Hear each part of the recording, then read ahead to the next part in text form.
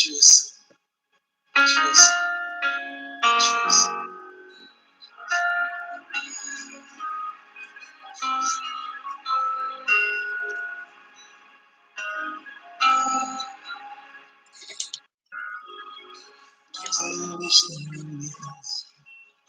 Devant mes prosternés, terre ensemble atlantique,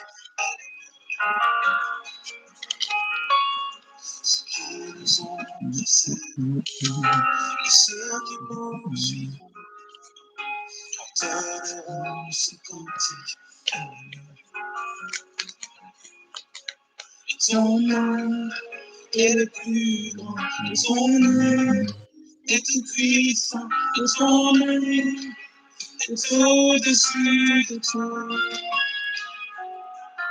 Puissance, autorité, royaume et dignité, ton nom est au-dessus de tout.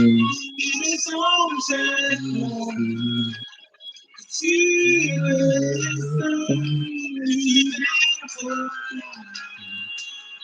tu es saint, tu es glorifié, tu es saint, à jamais tu es saint.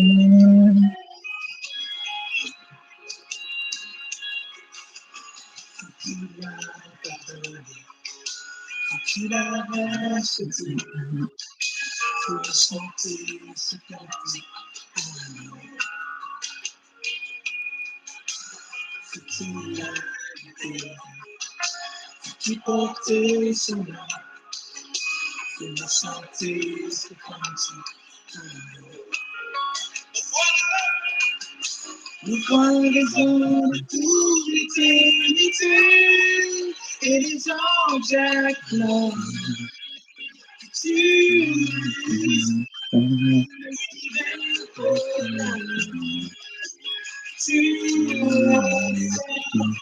Tu es glorifié, Dieu est saint, jamais tu es saint. Tout ton peuple, tu es le roi des rois. Tu es saint, tu l'éternité, tu es saint, à jamais tu es saint. Ton nom est le plus grand, ton nom est tout puissant, ton nom est au-dessus de tout. Puissance, autorité, royaume et dignité, son nom est au-dessus de tout. Ton nom est le plus grand, ton nom est tout puissant, ton nom est au-dessus de tout. Puissance, autorité, royaume, dignité, ton nom est au-dessus de tout. Et les anges l'acclament. Tu es saint, tu es saint, et tu es saint, jamais tu es saint. Et tout ton peuple, tu es saint, le roi des rois. Tu es saint, tu es saint, jamais tu es saint.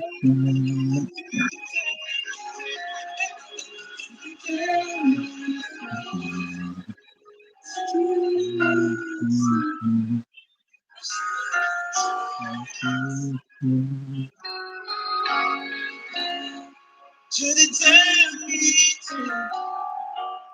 tu es à jamais tu es saint.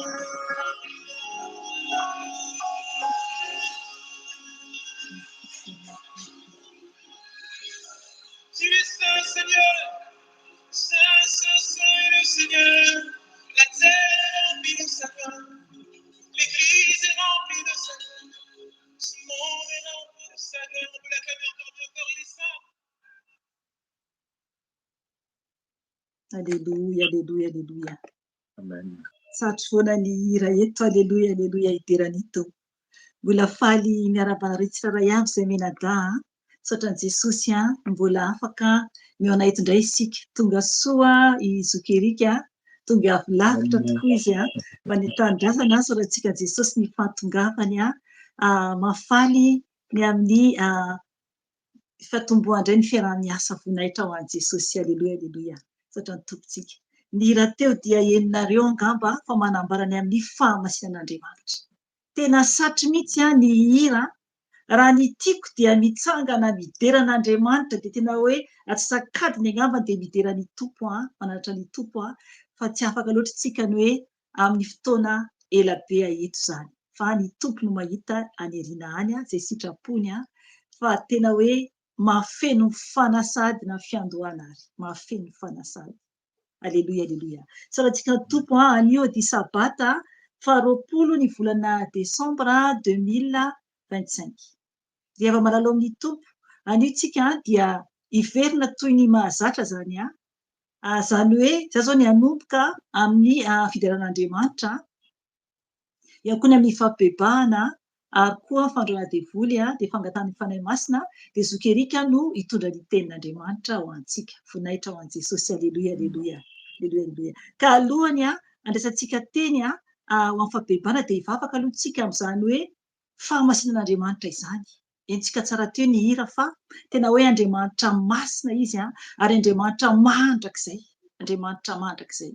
Ary ny lohalika rehetra dia tokony handohalika eo anatreny. Handohalika tsika rehefa androaka devoly, rehefa avy eo, rehefa hibebaka, rehefa avy eo alohany androaka devoly, handohalika tsika rehefa avy eo. Fa manambara mihitsy fa tena hoe Andriamanitra mandrakizay ilay Andriamanitra, ary Andriamanitra masina io Andriamanitra io. Tokony tsika tena hanantona azy mihitsy anatin'ny fahamasinana izay tsika voaheona aminy. Satria araka ny ten'Andriamanitra dia hoe izay tsy manam-pahamasinana dia tsy ahitany tompo.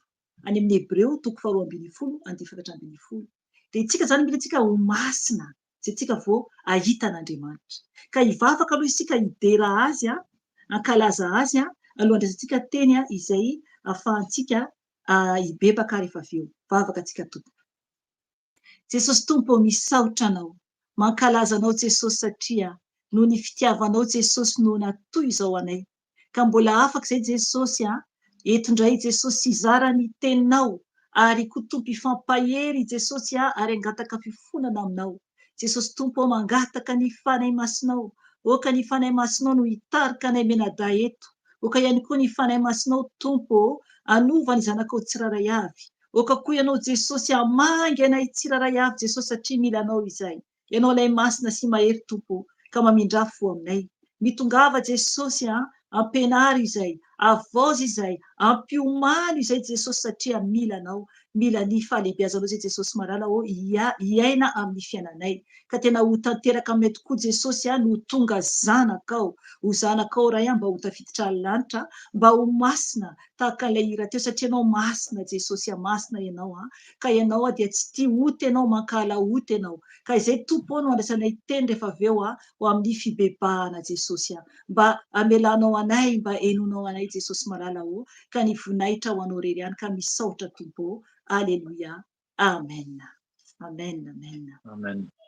amen. Ny ten'Andriamanitra izay raisintsika dia tsy handray verse betsaka tsika fa raha ohatra ianao nanaraka ny tamin'ny en direct ny alakamisy alina izany dia mety efa hainao ihany angambany momba ny amin'ny fo. Miangavy ianao ako hiaino an'ilay vidéo en direct ny alakamisy alina zany satria misy verse hafa any izay tsy ho raisiko eto zany fa misy verse hafa zany vaovao omeko anareo eto. Izany hoe momba ny amin'ny fo zany no hibebahantsika izany. Satria ny fontsika tompoko dia raha tsy madio ny fontsika dia tsy ho tafiditra ny lanitra mihitsy isika. Dia misy verset vitsy zany mampafantatra ny amin'ny hoe rehefa ohatra ka maloto fotsika dia tena hoe tsy hitan'Andriamanitra mihitsy zany, tsy hitan'ny tompo mihitsy zany. Fa mila zany tsika tena hoe manana fo nofo izany, manana fo nofo izany. Hijerytsika tantara anankiroa tsy ho vakiako manontolo le izy fa olona anankiroa zany izay tena hoe maloto fo zany. Dia ho raisitsika aloha ny amin'ny Kaina zany. I Kaina ao amin'ny bokin'ny Genesisy. Genesisy toko 4. Tsy ho vakiantsika manontolo io fa ilay tantara ohatra ianao hamaky rehefa malalaka ianao ny tokantranonao. Genesisy toko 4 dia ho vakiantsika ny eo amin'ny andininy 4 ka hatramin'ny andininy 7 zany no vakiantsika. Vakiantsika ny tenin'ny tompo amin'ny anarany. Genesisy toko 4 andininy 4 ka hatramin'ny 7. Ny any Abela kosa dia avy amin'izay matavy tamin'ny voalohany teraky ny ondriny no nitondrany, ary ny tompo nankasitraka any Abela mba amin'ny fanatiny. Fa i Kaina mba amin'ny fanatiny kosa dia tsy mba nankasitrahany, dia tezitra indrindra i Kaina sady nanjombona ny tarehiny. Hoy ny tompo tamin'ny Kaina: nahoana no tezitra ianao, ary nahoana no manjombona ny tarehinao? Raha tsara ny ataonao, moa tsy ho miramirana va ianao? Fa raha tsy tsara kosa ny ataonao, dia mamitsaka eo ambaravarana ny ota, ary ianao no kendren'ny faniriany, kanefa ianao no tokony hanapaka aminy. Amen. Ry havana eto zany io tantara io tsy ho vakiako iaho fa io tantara io dia ny amin'ny Kaina sy Abela izay nanatitra fanatitra ao an'Andriamanitra. Ary fantatsika fa ny Kaina dia izy zavatra nomeny Kaina zany ho an'Andriamanitra dia nanatitra vokatry ny tany zany i Kaina. Ato amin'ny tenin'Andriamanitra dia tsisy mihitsy fanamarinana hoe ilay vokatra voalohany nomeny Kaina zany ho an'Andriamanitra zany, tsisy fanamarinana izay. Fa ny any Abela kosa dia tena mihitsy hoe namariny ilay tenin'Andriamanitra hoe ny any Abela dia avy amin'izay matavy tamin'ny voalohany teraky ny ondriny no nitondrany zany. Izany hoe tena hoe nofidiny tsara mihitsy zany neny Abela zany. Fa neny Kaina zany dia teneny fotsiny amin'ny andininy 7 hoe ho vakiako amin'ny anaran'i Jesosy Tompo hoe rehefa afaka elaela dia nitondra ny Kaina ho fanatitra ho an'ny tompo ny vokatry ny tany. Amen. Hitanareo tsisy akory zany hoe fanambarana hoe le hoe voaloham-bokatra, fa nitondran'ny Kaina fotsiny zany ny amin'ny vokatry ny tany. Dia eto zany na tonga an'Andriamanitra amin'ny andininy 4 nankasitraka ny any Abela zany, ny fanatitry Abela zany. Ohatrany ahoana zavatra omentsika an'Andriamanitra? Sao dia sombitsombony ihany, mila mitandry antsika tompo fa tokony tena manatitra amin'ny fotsika tena mpitiavana mihitsy. Fa i Kaina zany mba amin'ny fanatiny kosa dia tsy mba nankasitrahany, amin'ny 4 faraparany io, tsy nankasitrahan'Andriamanitra zany ny fanatitry Kaina zany. Dia eo ary ilay toetra zany mila hoe ibebahantsika zany rehefa avy eo. Andininy 5 fa i Kaina mba amin'ny fanatiny kosa dia tsy mba nankasitrahany, dia tezitra indrindra i Kaina sady nanjombona ny tarehiny. Amen. Izay zany le izy. Tezitra zany i Kaina sady nanjombona zany ny tarehiny. Io zany dia manambara fa ny fahatezerana dia efa tsy mety zany ny fahatezerana. Dia eto zany ny tompony teny taminy. Enoa ny tenin'Andriamanitra eto amin'ny Kaina. Hoy ny tompo tamin'ny Kaina, andininy 9. Hoy ny tompo tamin'ny Kaina: nahoana no tezitra ianao, ary nahoana no manjombona ny tarehinao? Amen. Hatreo aloha. Raha ny tompo Andriamanitra miteny izany amintsika, raha ohatra ka tezitra isika, aleloia, tena fitiavana anie zany, fitiavana zany. Jereo tsara ny tenin'ny tompo aminy. Nahoana no tezitra ianao, ary nahoana no manjombona ny tarehinao? Dia mbola nahoy ihany zany tenin'Andriamanitra, teny zany Andriamanitra taminy hoe 7, raha tsara ny ataonao, moa tsy ho miramirana va ianao? hatreo aloha ry havana. Raha tsara ny ataontsika dia tokony ho miramirana isika, tokony ho faly zany isika. Dia antoy dia hoe mbola anteny koa zany ny tompo hoe fa raha tsy tsara kosa ny ataonao dia mamitsaka eo ambaravarana ny ota. Amen. Zava-doza be io. Raha ohatra zany ka ratsy zany ny ataontsika, raha ratsy tompoko ny ataontsika dia ny ota mamitsaka eo ambaravarany fo io, baravarany fo io. Satria any amin'ny Matio 7:10 raha naraka tamin'ny en direct ianao tamin'ny alakamisy dia manambara mihitsy hoe avy ao anaty fo zany no voan'ny sain-dratsy. Eto zany manambara zany ny tompo eto amin'ny kaina fa hoe fa raha tsy tsara kosa ny ataonao dia mamitsaka eo ambaravarana ny ota. Mila mitandra antsika tompo. Dia hoy ten'Andriamanitra hoe ary ianao no kendreny faniriany kanefa ianao no tokony hanapaka aminy. Amen. Ry havana, mila antsika maharesy ny ota. Andriamanitra ny teny mihitsy amin'ny kaina eto fa raha ratsy zany ny ataontsika dia mamitsaka eo ambaravarana zany ny ota zany, miandry ambaravarana izy zany. Kanefa antsika zany tokony hanana fahefana androaka an'izany faharatsiana izany. Satria jerevy tsara ny tenin'ny tompo aminazy teto hoe ary ianao no kendren'ny faniriany. Amen. Tena mikendry mihitsy zany ilay ota amely zany. Mila mitandra antsika tompo.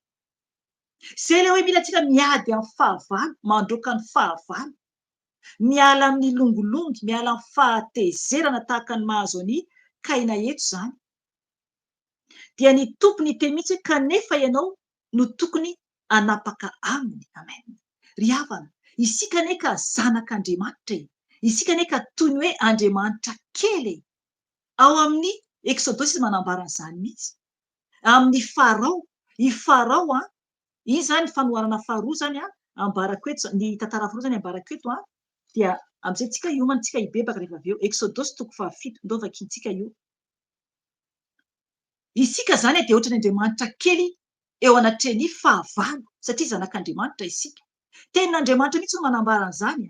I Mosesy nambarany ato. Eto amin'ny Exodosy 7.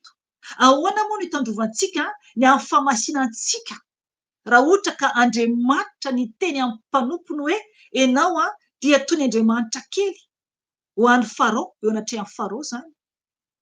Amen. Isika dia ambara hoe zanak'Andriamanitra. Raha zanak'Andriamanitra isika dia tokony handova ny lanitra.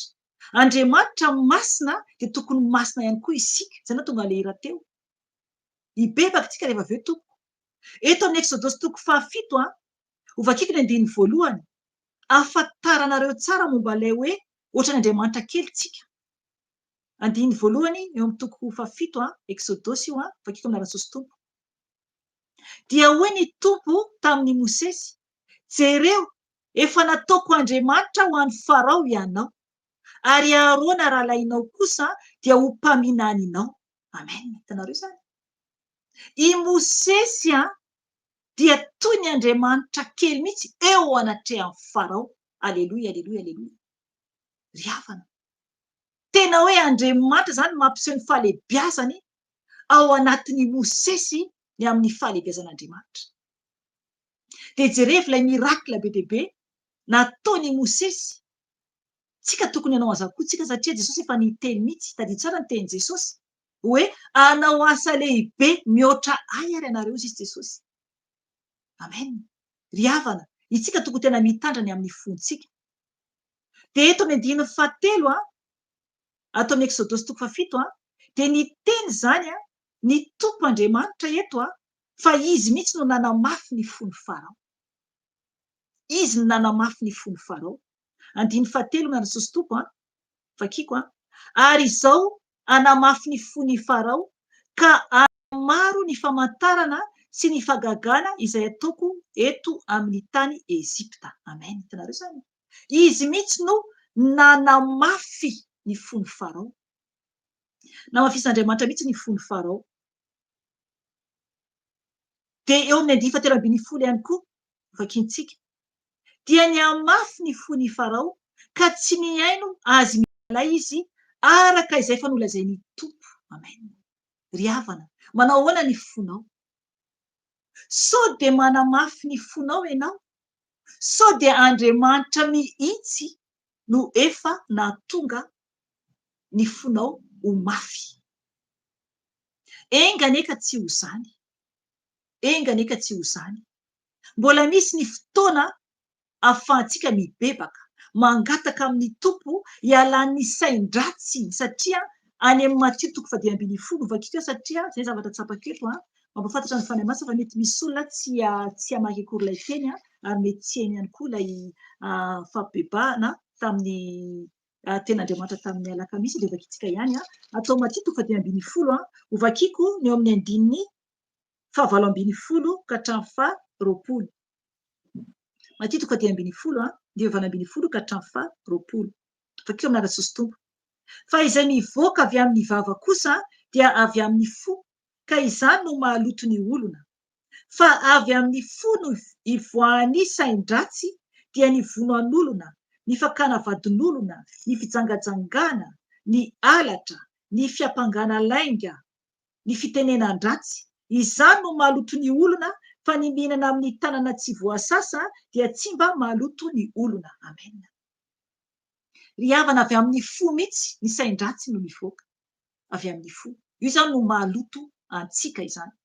Ary mazava tsara mihitsy ny ohatra maro izay nomeny Tompo teto. Izy mihitsy nanome ohatra eto. Manambara izy koa amin'ilay tanana hoe raha hoe mihinana amin'ny tanana tsy voasasa dia tsy mahaloto ny olona. Ara-nofo io ambarana io, ara-panahy io. Ara-panahy io. Mila tsika mahatakatra izay tiany Tompo ambara. Izany hoe raha sendra mihinana ianao ka tanao tsy voasasa, tsy tena zava-doza izany Andriamanitra. Fa le fahalotoana ao anatin'ny fo, io le fankahalana, ilay fijangajangana, ilay fisainana maloto zany, io zany tena hoe maloto antsika zanak'olombelona zany.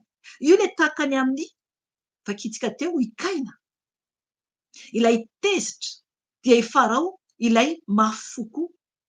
Ny Tompo afaka manadio antsika. Vakitsika farany ny ao amin'ny Ezekela dia hibebaka antsika rehefa avy eo. Ezekela 4:30 andininy 10:20 ka hatramin'ny 7:20. Vakitsika io dia hibebaka antsika rehefa avy eo. Vakiko ny teny amin'ny anaran'i Jesosy Tompo. Ezekela 4:30 10:20 ka hatramin'ny 7:20. Dia ho fafazako rano madio ianareo ka adio, ny mba ho afaka amin'ny fahalotoanareo rehetra sy ny sampinareo rehetra no anadiovako anareo. Omeko fo vaovao ianareo ary fanahy vaovao no hataoko ao anatinareo. Sady esoriko amin'ny nofonareo ny fo vato ka omeko fo nofo ianareo. Ny fanahiko no hataoko ao anatinareo ka hatonga anareo andeha araka ny lalànako sy hitandrina ny fitsipiko ka hanaraka azy. Amen. Ry havana, raha manaiky ianao dia ny Tompo mihitsy, izy mihitsy no anadio ny fonao. Izy mihitsy no anadio ny fonao. Mazava be ny tenin'Andriamanitra hoe ho fafazany rano madio zany isika zany mba adio. Ny mba ho afaka amin'ny fahalotoantsika rehetra mihitsy zany sy ny sampy rehetra zany dia ho dioviny Tompo zany isika. Ry havana, tsara be ne zany. Okotsika anaiky ho dioviny Tompo. Okotsika anaiky ho dioviny Tompo. 20 omeko fo vaovao ianareo.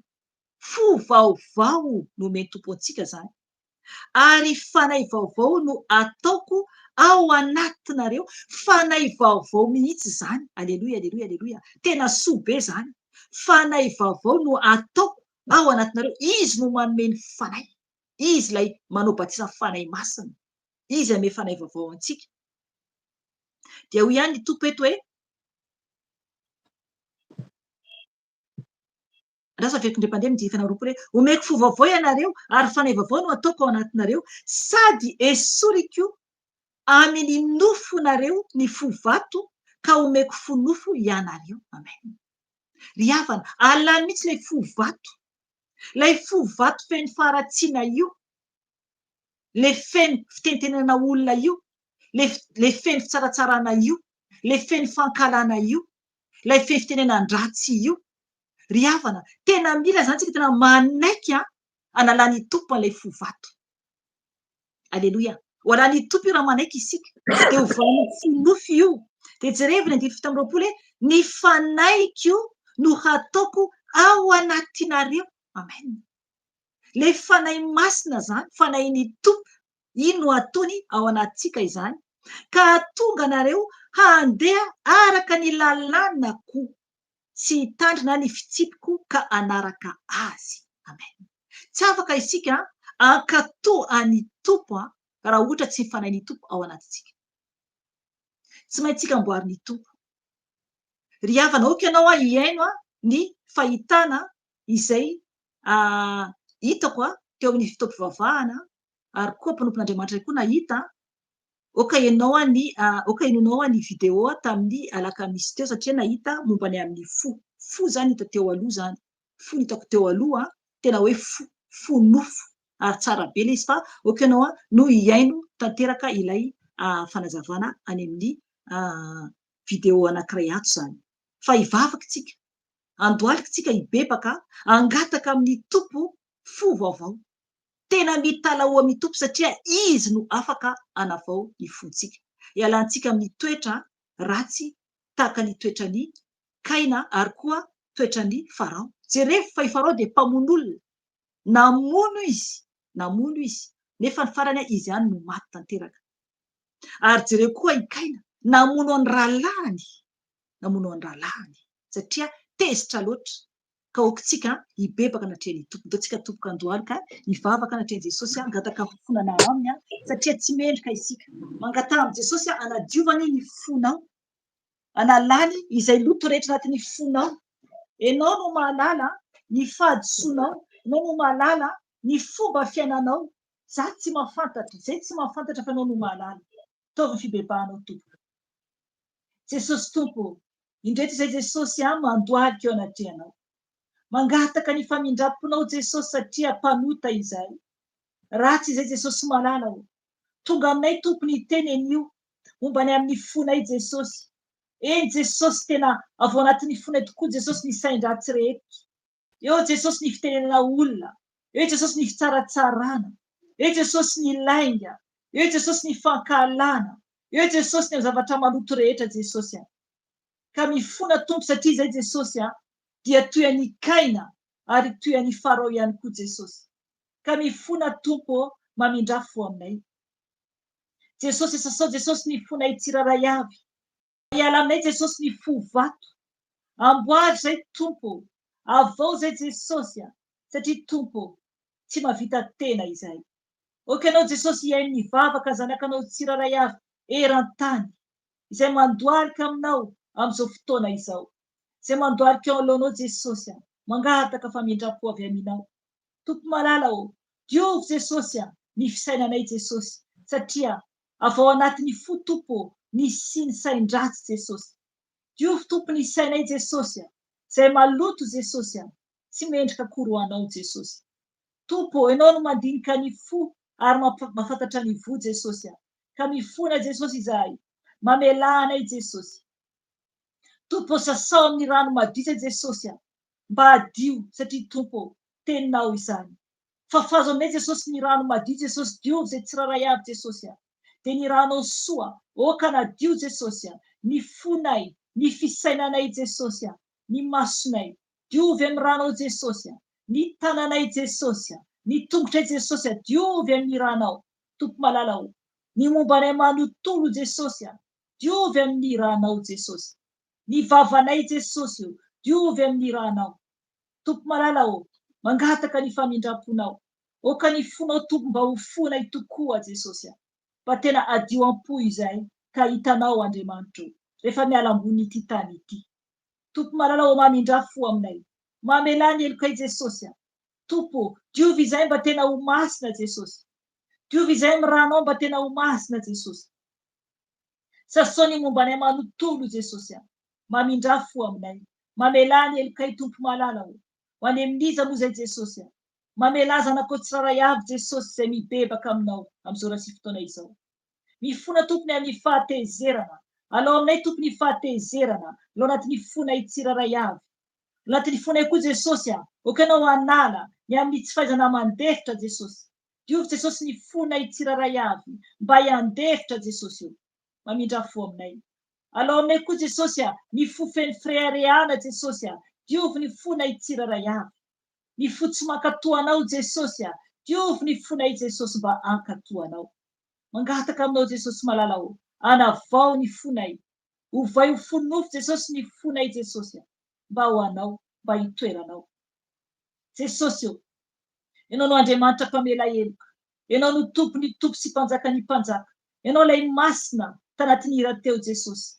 ka mangataka aminao jesosy mba ho masina ho toanao izay amboatra tompo oka ny fanainao jesosy hitoetra ao anatinay avao zay jesosy tena ho zanakao mendrika anao tokoa jesosy satria tompo tsy mihain'ny mpanota ianao jesosy a tsy tia ota ianao jesosy a ka diovy jesosy any fonay diovy jesosy any mombanay manontolo satria tompo ao anatin'ny fo jesosy ao ny tena aina jesosy a ao ny tena aina jesosy a dia traminao izany ka mamindra fo aminay tompo sasao jesosy ny fonay tsiraray avy mamela anay jesosy a mamela anay jesosy malalao sotronay tompony ranao sotrony rano jesosy anadio anao tantera tompo sotronay jesosy ny ranao jesosy a anadio ny taovanay manontolo anadio ny momba anay manontolo jesosy a sotronay jesosy ny ranao okikorina tompo anatin'ny lalandranay anatin'ny tenanay jesosy a satria zanakao izay jesosy malalao eny tompo malalao zanakao izay natsonao jesosy mba andova ny lanitra ka oka tompony ranao jesosy ikorina anatin'ny ranay jesosy malalao tompo sasao izay sasao tsy amin'ny ranao so diovy zay tompo mba homendrika anatrianao mifona tompo ny avavanay koa zay teny rehetra tsy mendrika navoakanay sasao amin'ny ranao jesosy ny fiteninay sasao amin'ny ranao jesosy ny momba anay tsiraray avy jesosy mba homendrika ao anao mamela anay jesosy mamela anay jesosy malalao oka tompo ny ranao jesosy a anadio ny fonay jesosy anadio ny fonay jesosy a diovy amin'ny ranao jesosy diovy amin'ny ranao jesosy mba adio tompo malalao ho any amin'iza moa zay ratsoany aminao ho any amin'iza moa zay ratsoany aminao jesosy malalao no andriamanitra mendrika indrindra sy tsara indrindra ary tsy misy toanao jesosy tompo mangataka ny famindramponao mifona koa zay jesosy a ho azanakao rehetra eran-tany jesosy mifona koa zay tompo ho any ankonanay tsiraray avy jesosy mibebaka zay tompo an'izy ireo mibebaka zay tompo an'izy ireo jesosy a diovy ny tsiraray avy amin'ny rano so diovy ny tsiraray avy amin'ny rano so amboary ny fozanakao tsiraray avy eran-tany sy ny ankonanay jesosy milanao zay tompo malalao satria tsy mahavita tena jesosy satria tsy mahavita tena jesosy malalao jesosy a okanao andoro zay rehetra tsy novolenao jesosy anatin'ny vatanay dory amin'ny ranao jesosy ny aretika zay forona jesosy dia okanao andoro izany okanao anapotika amin'ny ranao so tompo malalao okanao tompo andoro jesosy a zay rehetina miforona rehetra tompo malalao misaotra anao izay misaotra anao zay jesosy malalao okany ranao tompo andrakotranay jesosy malalao jesosy malalao any teninao dia hoe mifikatra mijanona eo akaiky ny varavarana ny ota tompo malalao ka hitsanga zay jesosy malalao andray ny hery sy fahefana androka ny asan'ny fahavalo tompo mba tsy petapetaka aminay izany mba tsy hijanona akaiky ny varavarany fonay zany tompo fa hitsanga zay jesosy androka ny asan'ny fahavalo ka rasinay jesosy ny hery sy fahefana ka minaranao tompo no hitsangananay jesosy a ary andidinay sy androanay ny asa maty satana rehetra ka naranao jesosy anadidinay jesosy a miala ny asan'ny devoly rehetra potena amin'ny ranao zany jesosy miala nareo Beelzeboba dorona amin'ny rano jesosy ravana amin'ny rano jesosy da afaka ny elo ny plasareo tsy manan-kery tsy manam-pahefana entiny entanareo miala aminay miala amin'ny tokantranonay didina amin'ny nazorazay teo rehefa resy nareo dia potena amin'ny rano jesosy miala amin'ny tokantranonay miala koa nareo anaty gropy potena amin'ny rano jesosy da afaka elo ny plasareo tsy manan-kery tsy manam-pahefana efa resy nareo satana dorona amin'ny rano jesosy nesa maty satana rehetra ny devoly ny fo rehetra ny fahatezerana dia potena amin'ny rano jesosy ravana amin'ny rano jesosy da afaka ny elo ny plasareo miala nareo tsy manan-kery tsy manam-pahefana miala devoly ny fahatezerana dorona amin'ny rano jesosy mialanareo miala ny fanaratsy rehetra fisainandratsy rehetra dia potena amin'iraha Jesosy zavaky ny eny pilasareo tsy manan-kely tsy manam-pahefana faresanareo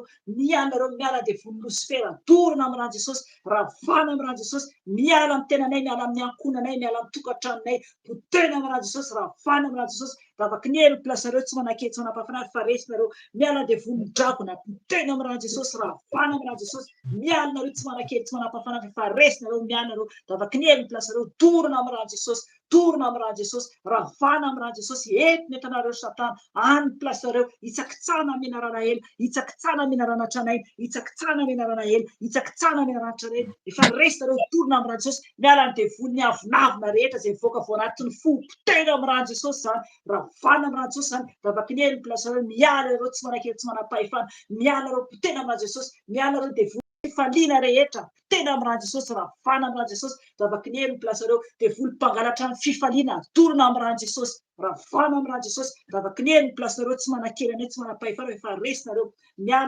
miala devony mpampiady rehetra devony Belzebuba dorona amin'iraha Jesosy ravana amin'iraha Jesosy ravana amin'iraha Jesosy zavaky ny eny pilasareo miala devony farao sy ny firongony rehetra dorona amin'iraha Jesosy miala amin'ny tenanay miala amin'ny ankonanay potena amin'iraha Jesosy potena amin'iraha Jesosy miala devony farao dorona amin'iraha Jesosy ravana amin'iraha Jesosy zavaky ny eny pilasareo tsy manan-kely tsy manam-pahefana efa resinareo potena amin'iraha Jesosy ravana amin'iraha Jesosy miala amin'ny tenanay miala amin'ny ankonanay efa resinareo dorona amin'iraha Jesosy dorona amin'iraha Jesosy ravana amin'iraha Jesosy miala ny devony Ezipta rehetrarehetra ny fanompo-tsampy rehetra ny sampy rehetra miala amin'ny tenanay miala amin'ny ankonanay potena amin'iraha Jesosy ravana amin'iraha Jesosy zavaky ny eny pilasareo tsy manan-kely tsy manam-pahefana mialanareo efa resy dorona amin'iraha Jesosy ravana amin'iraha Jesosy mialanareo miala devony accident rehetra dorona amin'iraha Jesosy potena amin'iraha Jesosy miala amin'ny tenanay miala amin'ny ankonanay devony accident efa resinareo dorona amin'iraha Jesosy zavaky ny eny pilasareo tsy manan-kely tsy manam-pahefana efa resinareo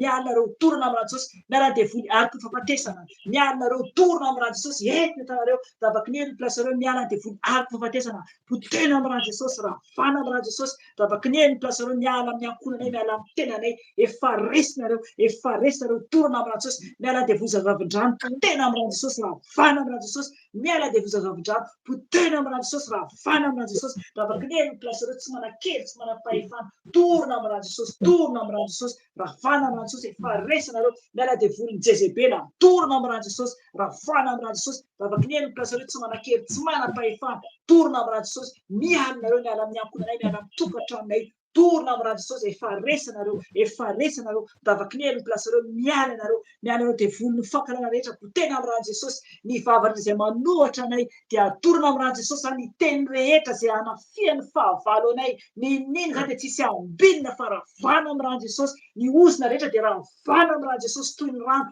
potena amin'iraha Jesosy toy ny rano ravana amin'iraha Jesosy zavaky ny eny plasinareo dorona amin'iraha Jesosy ny blokazy rehetra dia fodoraina amin'iraha Jesosy fodoraina amin'iraha Jesosy efa resinareo le vonina amin'iraha Jesosy zavaky ny eny pilasareo tsy manan-kely tsy manam-pahefana devony fahantrana rehetra potena amin'iraha Jesosy ravana amin'iraha Jesosy miala amin'ny tenanay miala amin'ny ankonanay potena amin'iraha Jesosy miala devony fahantrana potena amin'iraha Jesosy ravana amin'iraha Jesosy dorona amin'iraha Jesosy dorona amin'iraha Jesosy ny blokazy rehetra dia potena amin'iraha Jesosy ravana amin'iraha Jesosy ravana amin'iraha Jesosy dorona amin'iraha Jesosy azerinareo azerina blokazy rehetra dorona amin'iraha Jesosy efa resinareo dorona amin'iraha Jesosy zavaky ny eny plasinareo zavaky ny eny pilasareo ny manda rehetra zay mitsangana nohatra anay dia ravana amin'iraha Jesosy dorona amin'iraha Jesosy ravana amin'iraha Jesosy amin'ny sabatry ny tompo potipotika zany amin'iraha Jesosy zavaky eny plasinareo tsy manan-kely tsy manam-pahefana efa resinareo miala devony kalan'oro dorona amin'iraha Jesosy ravana amin'iraha Jesosy zavaky ny eny devony kalan'oro efa resinareo miala aminay dorona amin'ny afilanitra dorona amin'ny afilanitra miala devony vaziba potena amin'iraha Jesosy ravana amin'iraha Jesosy zavaky ny eny pilasareo raha Jesosy razeta anareo tsy manan-kely tsy manam-pahefana efa resinareo misaotranao Jesosy aoka ny ranao tompo andrakotra ilay mangatany raha Jesosy andrakotra anao oka ny ranao tompo andrakitra ny Jesosy malalao mila ny ranao zay Jesosy malalao raha kofy amin'ny ranao Jesosy oka ny ranao tompo andrakitra ny Jesosy malalao amin'ny tokantranonay amin'ny tenanay raha kofy amin'ny ranao Jesosy raha kofy amin'ny ranao Jesosy malalao ranao tompo leranay Jesosy malalao miala devony mpamosavy zay manafika rehetra amin'ny écran miala devony mpamosavy dorona amin'iraha Jesosy ravana amin'iraha Jesosy dorona amin'iraha Jesosy zavaky ny eny pilasareo tsy manan-kely tsy manam-pahefana efa nareo sady andravana isan'andriamanitra dia avakely pastora nasoana zay any placenareo saraiky tsy manapahefana fa resinareo nasoana zay sotra tompo marala okana tompo andrakotra anay andrakotra zanakao tsiraray averan-tany jesosy mila anao jesosy zay mila andranao jesosy malala ianao n'andriamanitra tsara sy lehibe indrindra fa mankasitraka jesosy aleloia aleloia aleloia verinandroalika isika angataka ny fanahy masin'andriamanitra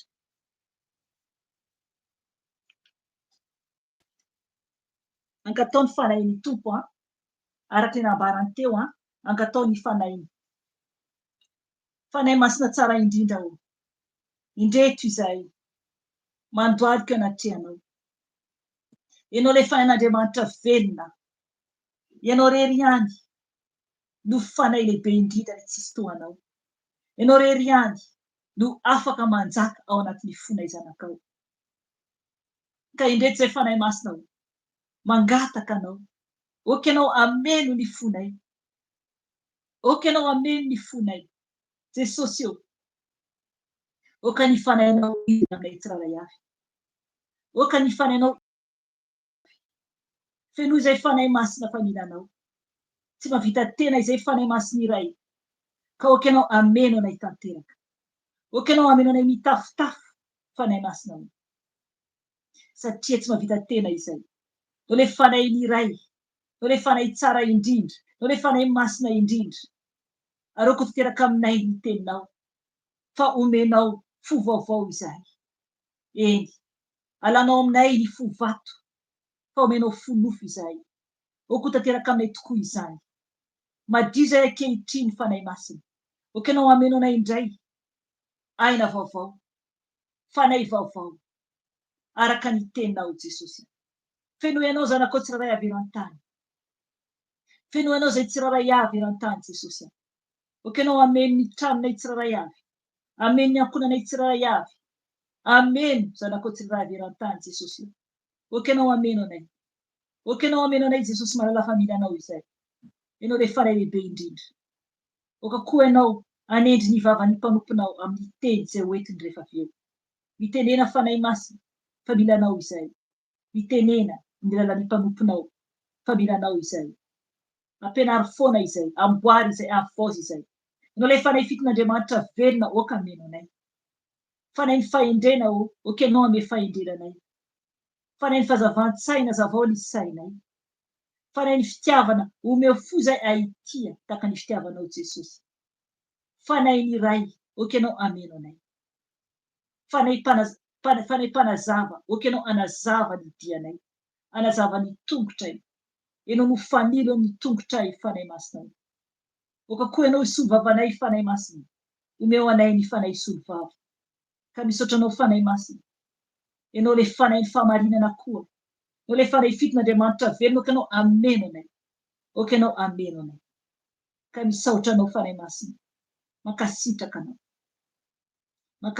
anao fanahy masina misaotra ray aleluia amen amen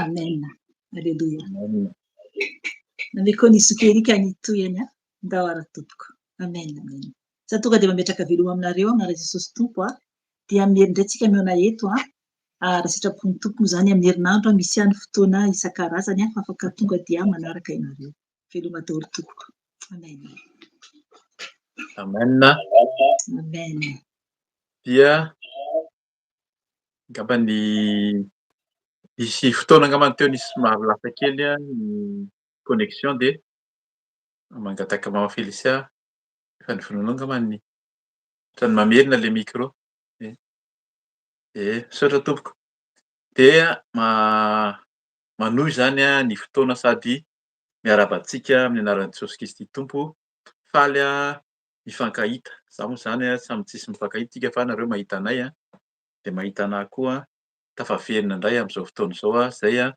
fotoana ifampiarezantsika isaky ny sabotsy hariva amin'ny 7 alina aty Eropa dia araka ny efa nambaran'ny mpanompony teo zany dia nandalo fotoana 2 volana mahery tany an-tanindrazana dia maro moa zany ny vaovao maro ny fidona vavombelona izay miseho ny asany nataon'ny tompo indrindra amin'ny iraka izay natanterahana tany isaorana ny tompo mbola misy fotoana angamba ny iresahana an'izay fa azo fehezina foy ny eo ny famangina amin'ny asan'Andriamanitra zany famangina tany amin'ny faritra Toamasina amin'ireo mpanompony teo koa ny fanaovana batisa ho an'ny faritra tao Antananarivo ary indrindra ny fampaherezana maro samihafa teo anatrehan'ny fiarahamonina sy ny fianakaviana. Araka ny tenin'ny tompo mandehana any amin'izao tontolo izao nareo mitoriany filazantsara amin'ny olombelona rehetra. Jesosy mihitsy maniraka an'izay ka izay no teniny tanterahana koa ety amin'izao tontolo izao. Ny raha mihitsy zany tsika ety amin'izao tontolo izao dia mitoriny filazantsara. Filazantsara dia Jesosy Kristy ny filazantsara nefa tsika koa izay tempolin'ny fanahy masina mandehandeha eny zany dia filazantsara tokony ho hitan'ny olona amin'ny fandalovantsika amin'ny fandehanantsika tsirairay avy dia iseho ny filazantsara itsika no sira fanasina. Raha ny sira ny tonga amatsato dia tsisy mahasira azy hozy izy fa engany mba hamamy ny manodidina izay andalovantsika. Eo koa ny fahazavana, tsika no fahazavana, tsika no fahazavana zany dia hitondra fahazavana amin'izay andalovantsika ka engany ny tompo aneo zany voninahiny zany amintsika tsirairay avy amin'ny toerana misy antsika. Dia zay mety hoe mbola misy fotoana hafa zany hita hanambarana ny amin'ny fandalovana tany an-tanindrazana fa ny fiarabana moa zany androany sabata faha-roapolo ny volana desambra efa tamin'ny ity herinandro ity nefa tonga tafaverina ny tenanay fa isaorana ny tompo afaka mandray anjara indray zany amin'izao sabata zao ahafahantsika mifampahery ka dia mampitomboana amintsika mandrakariva ny fiadanana sy ny fahasoavana avy amin'Andriamanitra Ray sy Jesosy Kristy, indrindra ny firaisana amin'ny fanahy masina. Ny teny izay ahakantsika fampaherezana ito zany dia teny izay nomen'ny tompo androany ito zany tena nomeny moa zany hoe nisy fotoana ary nieritrereto hoe tsy nisy tena naniomalina fa ny tompo no mampahafantatra no miteny arak'ilay vavaka nataontsika tamin'ny fanahy masina teo fa izy dia misolo vava. Dia fomanintsika sady zany ny liko 2:4, ny 5:5 ka hatramin'ny 4:20. Liko 2:4, 5:5 ka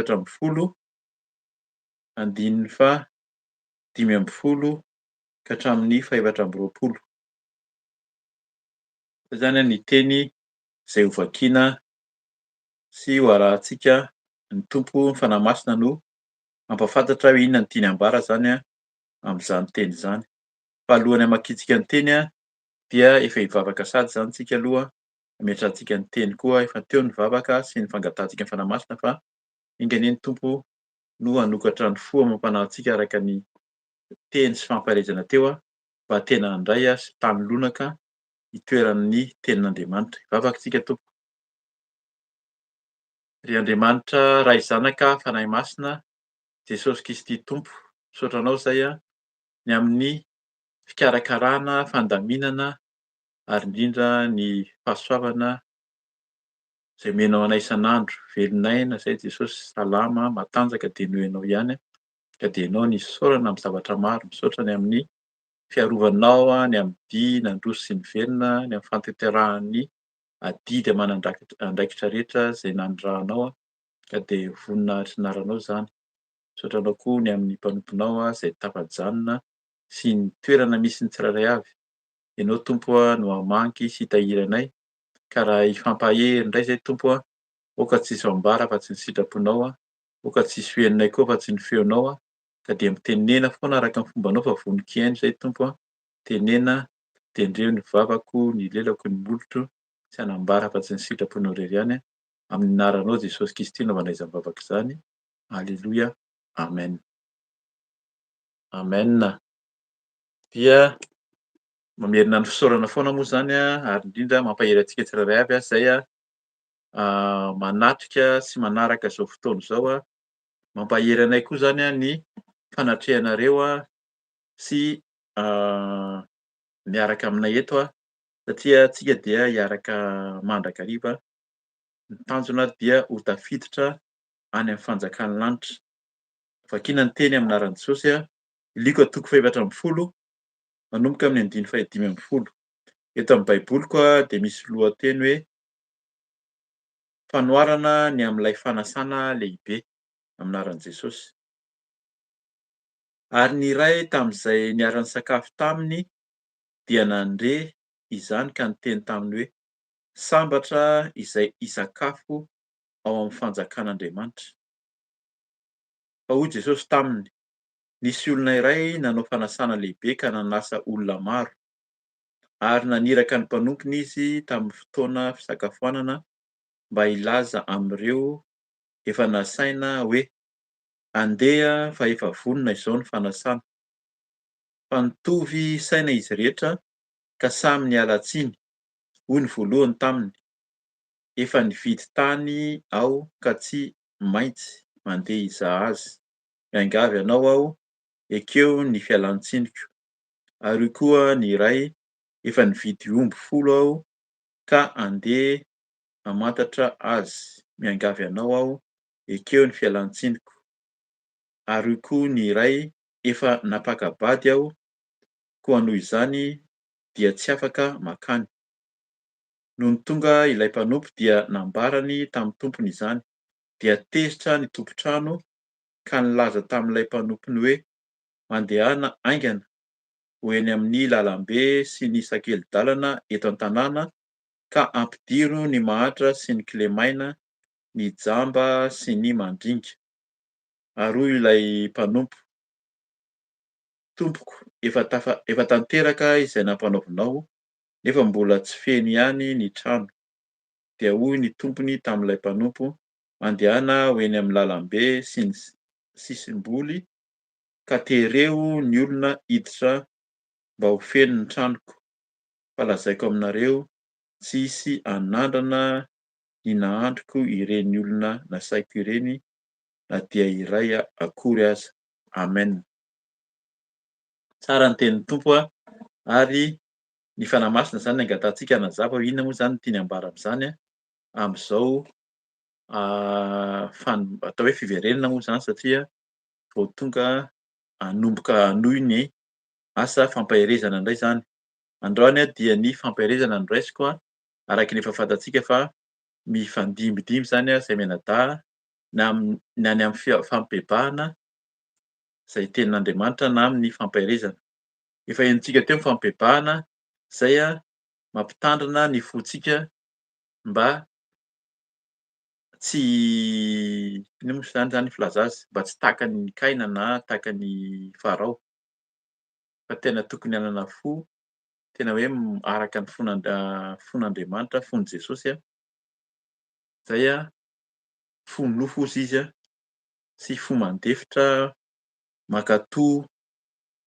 De eto zany raha fehezina kely zany raha fantatra amin'ny famakiana teny teo dia azo tenenina mihitsy hoe misy de olona mafy fo moa zany satria eto misy fanasana. Raha fantatsika tsara hoe misy fanasana, za zany tany de mahita olona maro mamonjy mariazy, vodiondry, hoe manatrika an'le asain'ny olona zany hoe mba hitondram-bavaka ny fanasana ataon'le olona, de tena lany vola mihitsy zany le mpanao mpikarakara, tena lany vola mihitsy de mahita mihitsy ianao zany hoe tena sahirana le mpikarakara manomana ny amin'ny fandaniana. De raha olona saina zany de tena hoe mandà ny olona. Misy mandà moa zany fa ny ankabeazany any amintsika tena zava-dehibe le asaina aloha voalohany indrindra fanajaran'le olona, fa amin'ny fahasahiranana de matetika miady indray fa maninona izay tsy nasainareo. Satria zany fantatra fa misy sakafo be any ny olona sahirana, ny olona noana, de raha tsy asaina ohatra amin'le fianakaviana zany hitako teo zany misy olona saina tsy asaina amin'ny fianakaviana, indraindray mety hoe adino na lavidavitra, na le olona mpanasa koa tsy de manana loatra ka zay tratra eo akaiky eo ihany no asainy, de tena sanatrian'izany tena lasa ady mihitsy ary le izy. Efa maninona izay tsy nasainareo nefa tena mety ho fomba fanajana fa hitako fa noana le olona de rehefa any amin'ny fanasana zany a de tena hoe tena vonona ny sakafo.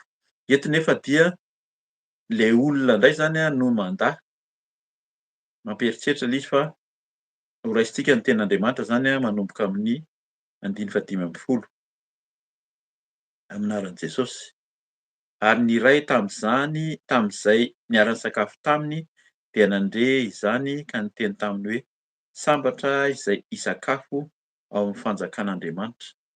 Mahagaga le ino moa izy teo, le zavatra nambaran'le olona teo hoe nisy olona anankiray niara nisakafo. Raha jerena zany ao alohaloha kely ao, manomboka amin'ny andiny voalohany any amin'ny 17 de mivaky toy izao aminaran'i Jesosy hoe: "Raha niditra mba hisakafo tao an-tranon'ny olona iray amin'ny fariseho izy tamin'ny sabata dia nanara-maso azy ireo."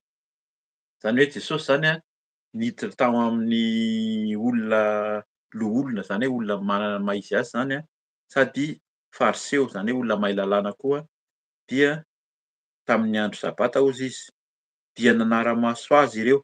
Zany efa mijerijery foana zany ny olona amin'ny ataon'i Jesosy hoe manahoana moa zany Jesosy ty a, voalohany indrindra misy gaga ary hoe maninona izy miara-misakafo amin'ny olona fariseho matetika hoe fantatsika tsara fa hoe olona tsy mendrika, olona mpiantsara velan-tsihy. Nefa Jesosy kay a dia miditra amin'ny olona zay tsy ampoizitsika. Zany hoe zany zay no mety anankiray sady voalohany hoe tsy ampoizitsika ny tompo fa miditra izy a amin'ny toerana rehetra zay hanasana azy a, ka any izy no miasa. Io zany a le hoe miasa ny tompo a de tsisy mahasakana. De teto a andiny faha 15 ato amin'ny faha 17 zany hoe 17 amin'ny Luka hoe: "Ary ny iray tam'izay niara nisakafo taminy dia nandre izany ka niteny taminy hoe: Sambatra izay hisakafo ao amin'ny fanjakan'Andriamanitra." Resaka sakafo koa zany no resaka eto. Efa niteny zany aho mety vakitsika ihany moa zany a any amin'ny Apokalipsy 7:20, ny andiny fahaenina sy fahasivy hatramin'ny fahasivy a, manambara ny fety any an-danitra any. Fa eto a dia mahagaga le tenin'le olona hoe sambatra izay hisakafo ao amin'ny fanjakan'Andriamanitra de Jesosy tsy niteny taminy fa fanoharana no nahamaliny azy. De efa raisiko sady zany a hoe naninona le olona no niteny an'zany, zay koa angamba no tsara fantarina hoe fa maninona le olona niteny an'zany fa ho raisintsika ny vaky teny, saika ho raisiko ambanimbany eo manko izy io fa tsara vakiana teny zao zany hoe inona nahatonga le olona niteny. De eto a raisintsika ny andiny faha 12 ao amin'ny lohatenin'ny baiboly hoe fanasana ny mahantra. Zay zany tsara fantarina le izy a hoe inona nahatonga le olona niteny hoe sambatra zay hisakafo ao amin'ny fanjakan'Andriamanitra. Zay zany zava-dehibe mihitsy akay tena mahasambatra zany hisakafo any amin'ny fanjakan'Andriamanitra zany a. Eto ihany koa zany a dia ny fiaraha-misakafo amin'ny fanjakan'Andriamanitra tsy etỳ an-tany. Jesosy zany efa niteny foana hoe rehefa nanomboka nitoro teny izy a na i Jaona mpanao batisa de hoe: "Mibebahy ianareo fa akaiky ny fanjakan'Andriamanitra." Fanjakan'Andriamanitra io de tsy etỳ an-tany fa any an-danitra any izy io. Andiny faha 12 aminaran'i Jesosy Luka 17. Lohateny hoe fanasana ny mahantra aminaran'i Jesosy. Hoy kosa Jesosy tam'ilay nanasa azy: "Raha manasa olona amin'ny sakafo atoandro na ny sakafo hariva ianao, dia aza ny namanao na ny rahalahinao na ny havanao na ny mpiara-monina manan-karena no asainao, fa andao anasanao koa ireo ka ho voavaliny izay nataonao taminy. Fa raha manao fanasana ianao, dia asao ny mahantra, ny kilemaina, ny mandringa, ny jamba. De ho sambatra ianao satria tsy mba manana havaly izay nataonao ireo, fa ho valiana kosa ianao amin'ny fitsanganan'ny marina." Amen. Tena tsara zany teny zany a. Efa novakiko kely ihany zany io teo, de mieritreritra hoe ngambany ity no tena tokony ho ampaherezana, de tena hoe vita ny fampaherezana ty, tena tsara mihitsy io teny io. Hoe tena inona moa zany no tena tanjona? Dia ho sambatra ianao satria tsy mba manana havaly izay nataonao ireo, fa ho valiana kosa ianao amin'ny fitsanganan'ny marina.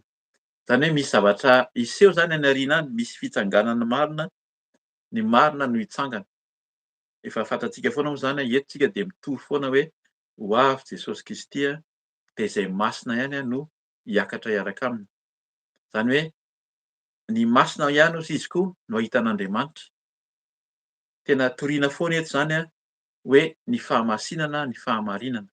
Mila mijoro am'zany tsika fa zany ihany no hitan'Andriamanitra. Efa vakiantsika teo moa zany hoe sambatra izay hisakafo ao amin'ny fanjakan'Andriamanitra. Resaka sambatra fa maninona no atao hoe sambatra? Sambatra samy resaka sambatra foana fa tena fahasambarana mihitsy ny tafahoana any an-danitra any. Zay no tena tanjona mba ho tafiditsy ny lanitra efa hazavaina amintsika matetika ny ao amin'ny ny amin'ny Virjiny 15 samy Virjiny, samy niaritra teo daholo nefa sasany tsy nitahiry solika. Ny fanahy masina zany io le fahamasinana tsy nitahirizin'le olona, de rehefa tonga le mpampakatra dia lasa nikaroka aingana tany an-tsena tany. Nangataka tam'le sasany ihany izy hoe mba omeo am'le solika any aminareo zay fa hozy le olona hoe tsy misy aty aminay tsy azonay zaraina. Ka zay zany hoe tsy zaraina io fanahy masina io, fa ny tsirairay avy no mitahiry an'io zany. Tsy zaraina io raha misy olona heverintsika hoe masina na hoe feno fanahy masina manodidina antsika dia tsy afaka mizary zany izy zany. Mety mahazo ianao zany amin'ny inona moa izy teo, amin'ny fisiany eo zany, teny frantsay hoe présence-ny. Amin'ny fisiany eo akaikinao de mety mitobaka araky ny nisy an'ry Petera sy Jaona. Tena hoe mandalo fotsiny izy de feno fanahy masina izy de ny alokany de nanasitrana sy nahazoan'ny olona fahasoavana. Fa rehefa tena hiakatra any an-danitra any dia tsy zaraina io fa zay masina ny fahamasinan'ny tsirairay no ahafahany miakatra. Zay mahatonga an'le hoe misy roa miara-matory, ny ray raisina, ny ray tsy raisina, misy roa no miara-miasa eny am-piasana any, ny ray raisina, ny ray tsy raisina, ny dimy adala dimy endry, zany hoe efa ambara amintsika foana moa zany, voateny matetika fa raha ny tokony hisy dimapolo isan-jato na 50% ny olona zay mivavaka zany mahafantatra ireo dia mety tsy ho tafakatra. Ka zay no ampiomanana antsika hoe ndao hiomana tsara am'zany atao hoe fahamasinana sy fahamarinana zany mba ho tafakatra. Fa le dimy zay tsy nanana solika nandeha mividy tany an-tsena tany any fa noho ny tonga teo am-baravarana teo am-bavahady de efa nidy. Tsy fantatro akory nareo hozy izy zany le mpikarakara teo am-bavahady fa ndana ny tena niteneniny nareo ndana any amin'ny afo any no sahaza anareo zany. Ka zay mampatahotra zay mba tsy ho am'zany ny ho antsika tsirairay fa mba samy miomana ho tafiditra ao am'le fanasana. Sambatra izay hisakafo ao amin'ny fanjakan'Andriamanitra. Tena mitovy mihitsy zany. Tena hoe zay tafiditra ao amin'ny fanjakan'Andriamanitra zany ka miara-misakafo. Jesosy niteny hoe za andeha hozy izy de amboatra fitoerana ho anareo ka zay misy ahy koa no misy anareo. Any an-danitra any Jesosy zany fanjakan'ny lanitra io foana no teneniny ka dia inga anie mba ho tonga amintsika ny tenin'ny Tompo hoe sambatra isika satria ho tafiditsy ny lanitra zany de efa vakiantsika teo moa zany hoe inona no tena mahasambatra dia fa raha manao fanasana 7 amin'ny anaran'i Jesosy hoe raha manao fanasana ianao dia asao ny mahantra, ny kilemaina, ny mandringa, ny jamba. Mahagaga zany fa zany no tiany Tompo hasaina zany ho antsika. Arak'ilay teny teo hoe rehefa misy ny fetifety angambany tsisy eritreritra an'zany hoe andao hanasa ny kilemaina, ny mahantra, ny jamba, ny mandinga zany fa le olona milamindamina sy miendrimendrika ary mba ho hitan'ny olona hoe tena tsara zany cortège zany. Tsara daholo le olona manaraka, ny fiara manaraka an'zareo tena zavatra hita zany indrindra any amintsika.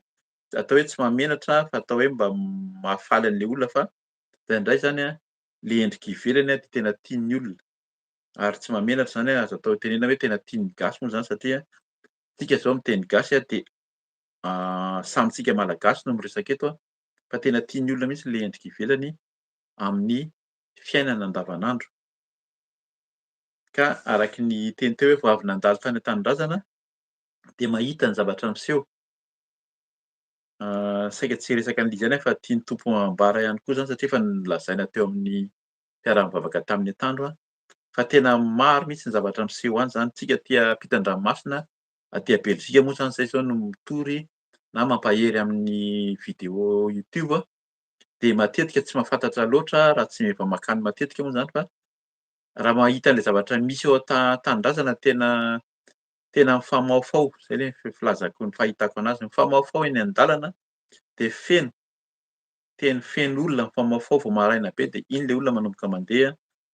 Betsaka mihitsy ary ny hitantsika hoe mi-accident satria vao hitsaka le olona ny tômôbila satria mandeha eny amin'ny arabe, ny môtô, ny bisikileta, ny fiara, ny mpandeha tongotra, ny mpivarotra, ny mpangataka. Zany rehetra rehetra zany de tena feno mihitsy zany any amintsika de anisan'ny nanaitra anahy koa zany dia ny fisian'le fahamamona. Ny olona moa zany de mamo de betsaka mihitsy ny mandry atatatra. No le fahatrahana zany de mandry atatatra eo de samy mijery eo daholo ny olona mandalo fotsiny ny sasany tsy ny sasany moa zany fa ny betsaka na za koa ary nandalo satria inona moa zany ny azonao atao amin'le olona eo tsy afaka hitenena hoe inona no mahazo anao fa samy mijery ny olona hoe mandry atatatra eo zany hoe fantatra hoe mamo le izy. Izy koa sasany mety tsy mamo fa amin'ny alina zareo tsy manana trano hatoriana dia amin'ny alina izy tsy matory fa rehefa tonga ny atoandro de any izy vao matory satria fantany eo zany tsisy hikitikitiky azy fa raha amin'ny alina ianao no matory mety tsy fantatra zay mahazo anao zany misy zavatra maro ny zavatra miseho tena mampieritreritra. De ny ankabeazan'ireny olona ireny zany olona sahirana ary mahantra koa zany raha teo. Mety ho fanahiniana le izy satria efa voatarina hoe aiza misy ny fahasoavana, aiza misy an'Andriamanitra fa le olona zany tsy mihaino sa ny mpitory ve tsy misy ohatrantsika zao zany mety tsika tsy mahasahy mitory ankalamanjana ohatr'izany. Misy olona mitory ankalamanjana fa le olona koa tsy mihaino araka an'le fanasana teto zany.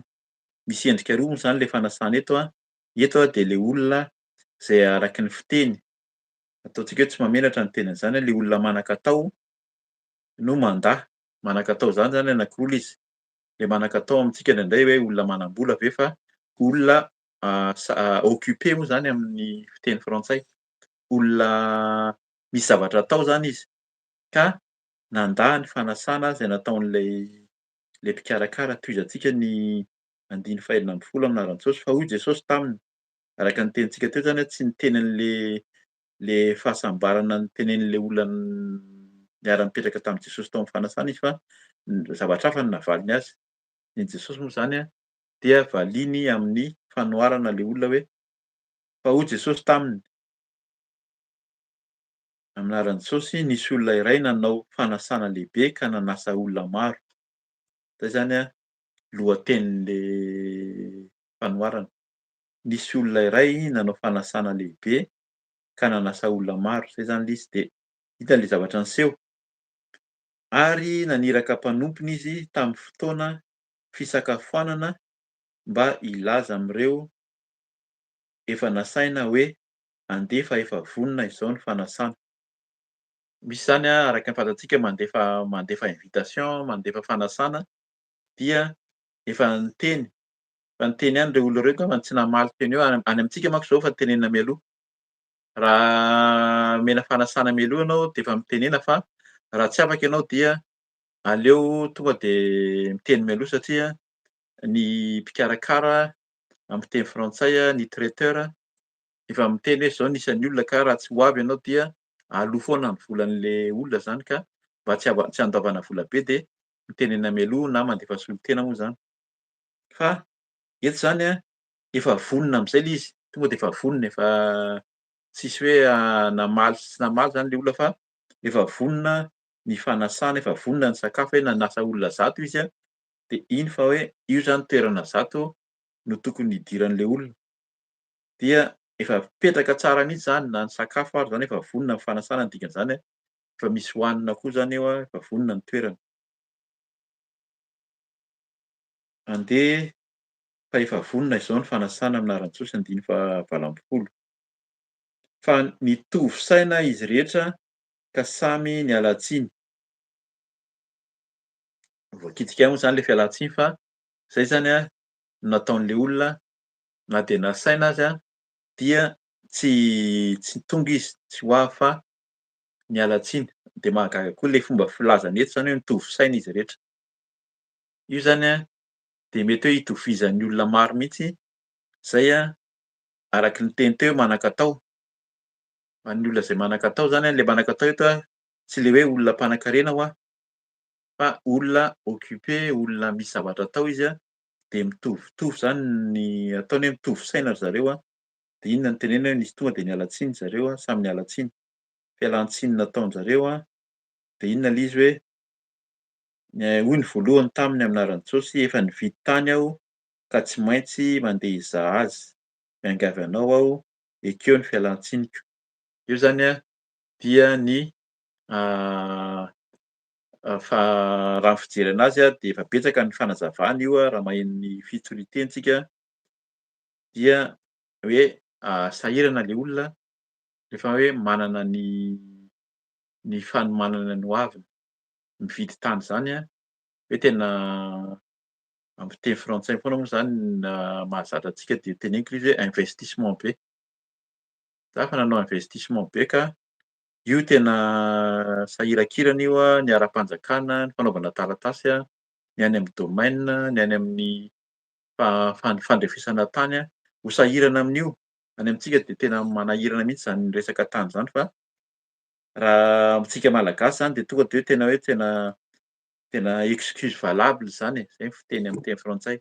Tena mba tena le fialan-tsiny kosa mba tena voamarina tsara mihitsy satria tsy mora am'resaka fanaovana tany zany ka aleo izy tokony tsy miala-tsiny fa le fanasana zany mety ho tsy nieveriny. Izy rahateo zany arak'le fiteny teo tsy noana reo olona reo, tsy mila an'le sakafo. Zay koa zany azo tenenina koa zany.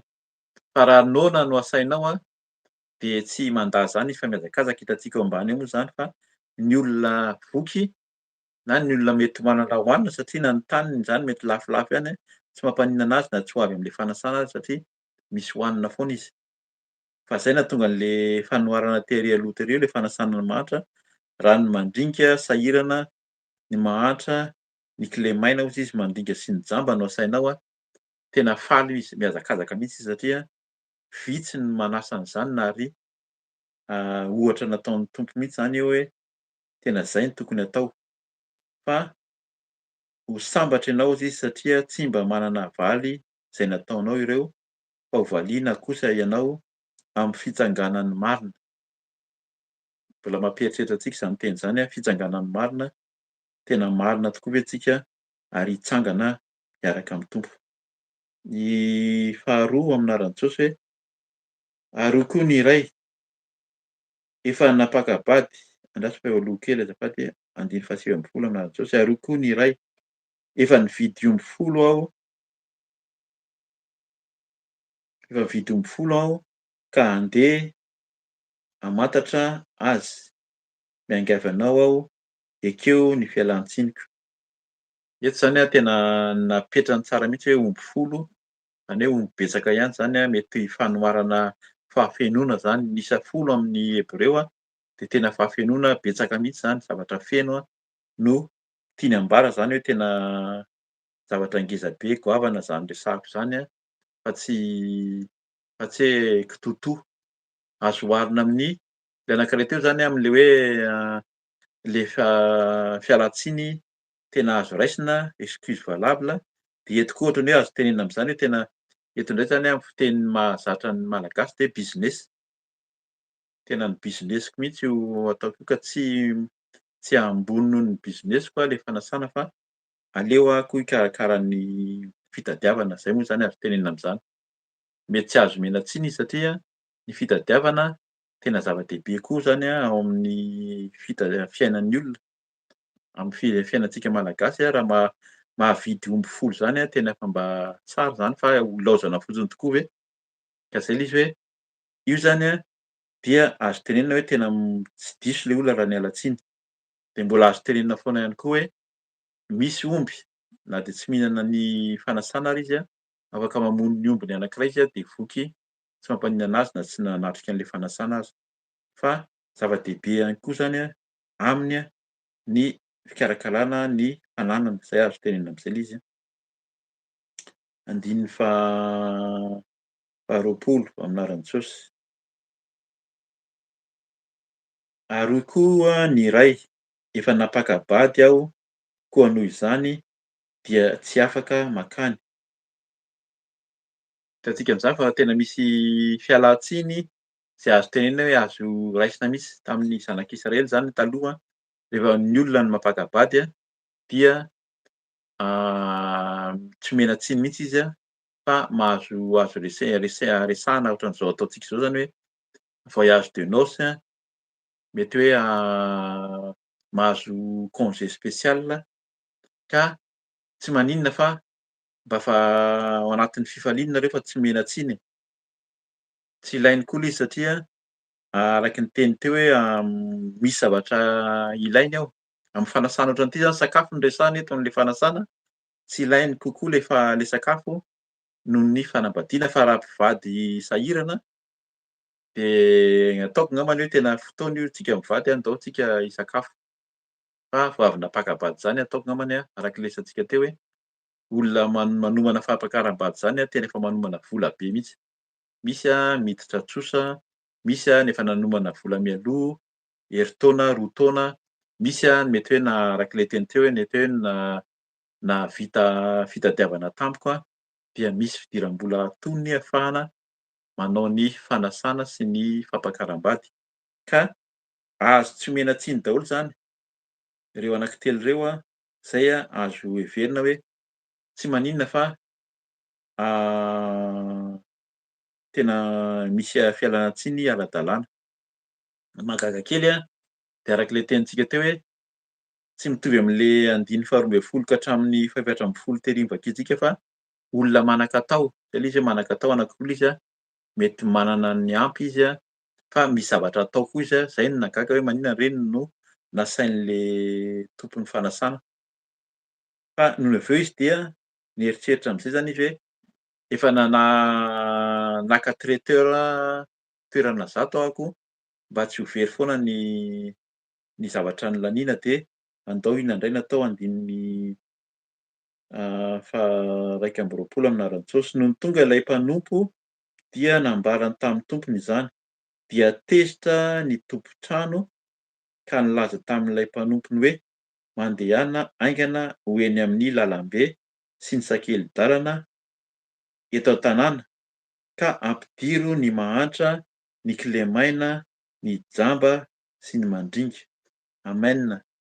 Hitantsika fa tena naveriny am'zay zany le tantara hoe aika ireny no tena saina, reny zany tena tian'ny tompo mihitsy reny arak'ilay teny teo hoe betsaka ny sahirana. Io zany mety ho sady fampaherezana antsika tsirairay avy fa misy mpanompon'Andriamanitra mihitsy ary zany tany tafahoana tampoka ihany koa, zay mikarakara an'ireo jamba, kilemaina, ny tapa-tongotra amputé moa zany filazana azy. De tena mahagaga mihitsy hoe fa ny eny an-dàlana eny na mifampiresaka de hoe tena zany ary matetika ary na de efa ampidirina eo anatrehany fanjakana ary le fitarainana fa na hatrany amin'ny ministera ary de tsisy mikarakara. Atao ambanin-javatra satria olona sahirana ireo tsy de ilaina firy amin'ny fiarahamonina ka dia matetika atao ambanin-javatra de hany ka ny olona mpikarakara le ONG moa zany filazana azy, ONG international zay olona tonga mikarakara mety zavatra hafa be dia be moa no azo resahana amin'le olona ohatran'ireny fa amin'ny ankapobeny dia tonga ireny lasa indray reny indray zany ny olona manampy fa le olona eo an-toerana tahaka ny hoe ny mpitondra fanjakana, ny malagasy mitovy amintsika ary mitovy amin'le olona sahirana ireo tsy mijery satria samy sahirana moa zany. Ny olona manana ny enti-manana zavatra hafa no manahirana azy, ny business-ny arak'ilay resaka eto ny fanambadiany sy ny fananana. Fa ny mizara amin'ny sahirana sy ny mahantra any amin'ny Jakoba izy de zany no tena fivavahana ankasitrahana mihitsy ary hozy izy. Any amin'ny Jakoba any tsy ho vakiantsika fa ny tena fivavahana ankasitrahana de ny mikarakara ny mahantra sy ny sahirana mihitsy. De any amin'ny Matteo toko faha 5 amby roapolo koa izy de miteny an'izany mihitsy ny tena fivavahana tsara dia ny mamangy ny sahirana, ny anam-pigadrana, ny olona marary, ny olo-mahantra. Jesosy koa no teny an'izany Matthieu 5:20 any misy an'izany koa fa tsy ho vakiantsika. Ka eto zany naveriny indray ilay izy, hoe mandeha haingana amin'anaran'i Jesosy ho eny amin'ny lalambe sy ny sakely-dàlana eto an-tanàna ka ampidiro ny mahantra sy ny kilemaina, ny jamba sy ny mandringa. Tena eo zany miverina ilay izy hoe zay no tokony asaina. Mety diso fanasa ihany koa zany le olona mpanasa teo fa ahitsin'ilay zay nisy tenin'Andriamanitra nizaraina tamin'ny fotoana atoandro zany de ao amin'ny Matthieu 5 hoe ino moa teo?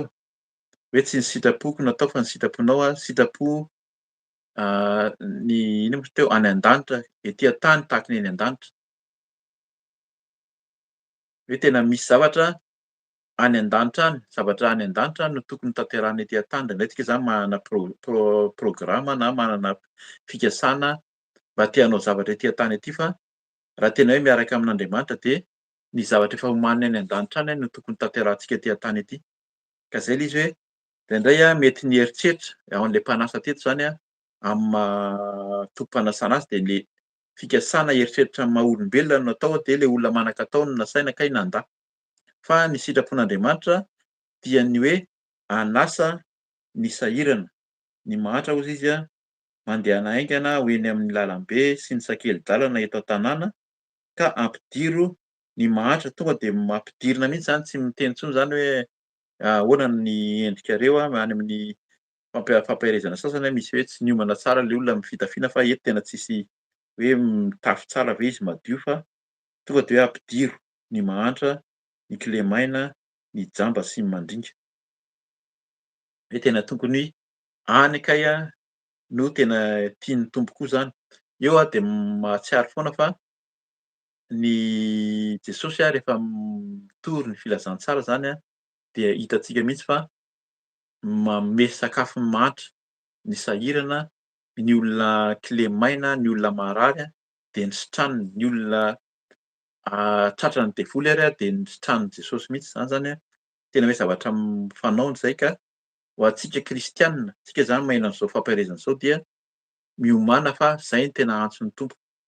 Eo ny fiantsonan'ny olona mety hoe miantso ny olona rehetra fa amin'ny ankapobeny dia fantatsika tsara fa hoe ho sarotra amin'ny mpanankarena no hiditra amin'ny fanjakan'Andriamanitra. Fa tenin'i Jesosy koa zany sarotra manam-bola ho an'ny mpanankarena ny hiditra amin'ny fanjakan'Andriamanitra fa ny olona sahirana, ny mahantra, ny marary ndraindray moa zany misy antso mihitsy rehefa tena miantso zay koa ny Tompo dia na manam-bola isika na tsy manam-bola dia rehefa ny Tompo no miantso de manana fomba fiantsoana izy, amin'ny lakilosy na mitady mazaka fa enga anie mba tsy ho tara. Satria rehefa tena miantso zay ny Tompo maheno teny voalohany tsika fa mbola tsy miheno zany miziriziry amin'ny fanao ihany dia aza gaga. Raha tena efa tonga zay ny Tompo hiantso dia misy fomba fiantsoany mba tsy ho amin'izany tsika satria rehefa miantso ny Tompo zavatra hita matetika dia na le olona tratran'ny fanahy maloto, misy hoe demoniaka mihitsy de miantso ny fianakaviany hoe havia fa mba tena mila vonjy zay fa misy devoly le fianakavianay. Misy koa ny aretina, mba tsy ho amin'izany ny antsoin'ny Tompo antsika zany na le olona marary na ny fianakaviana dia misy ny dinidinika dia misy fibebahana takian'ny Tompo alohan'ny mety hanasitranany koa. Zay le hoe madio am-po araka ny efa nambara teo amin'ny fibebahana teo, mila madio am-po, zay madio am-po ihany hozy izy koa no ahitan'Andriamanitra, no antsoina ihany koa hoe zanak'Andriamanitra. Ka zay le izy misy fomba fiantsoan'ny Tompo zany fa manasa izy am-pitiavana dia enga anie mba tsy handà koa ny tsirairay avy.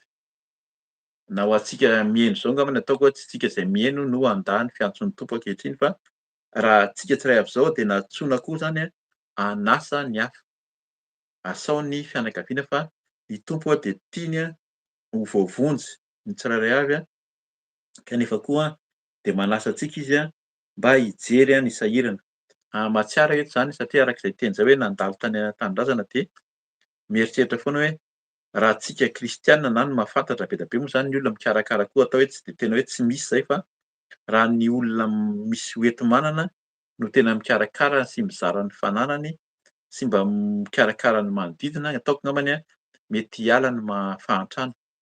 Fa fantatsika fa ho antsika ao Madagasikara dia ny mampalahelo fa tsy mahay an'izay mizara izay tsika fa ny manao ampimamba moa zany ny zavatra misy ka zany a no ifampahelezantsika. Mba hiala am'izay isika malagasy a, misy ary misy no miteny, atao hoe tsy mahamenatra an'zany no miteny an'zany fa ny fomban'ny gasy hozy izy a dia raha misy anankiray a ambony na lasa lavitra dia tsy mba hoe miezaka hanatratra an'le izy a na hihoatra fa atao mihitsy ara zay ampidinana an'le olona iny indray zany hitovy am'tena na ho latsaka ambany a noho ny le toerana misy anazy fa zay zany a tena tiana hoentina ambavaka mihitsy hoe ndao mba hiara-handroso, hanasa ny sahirana de hampandroso.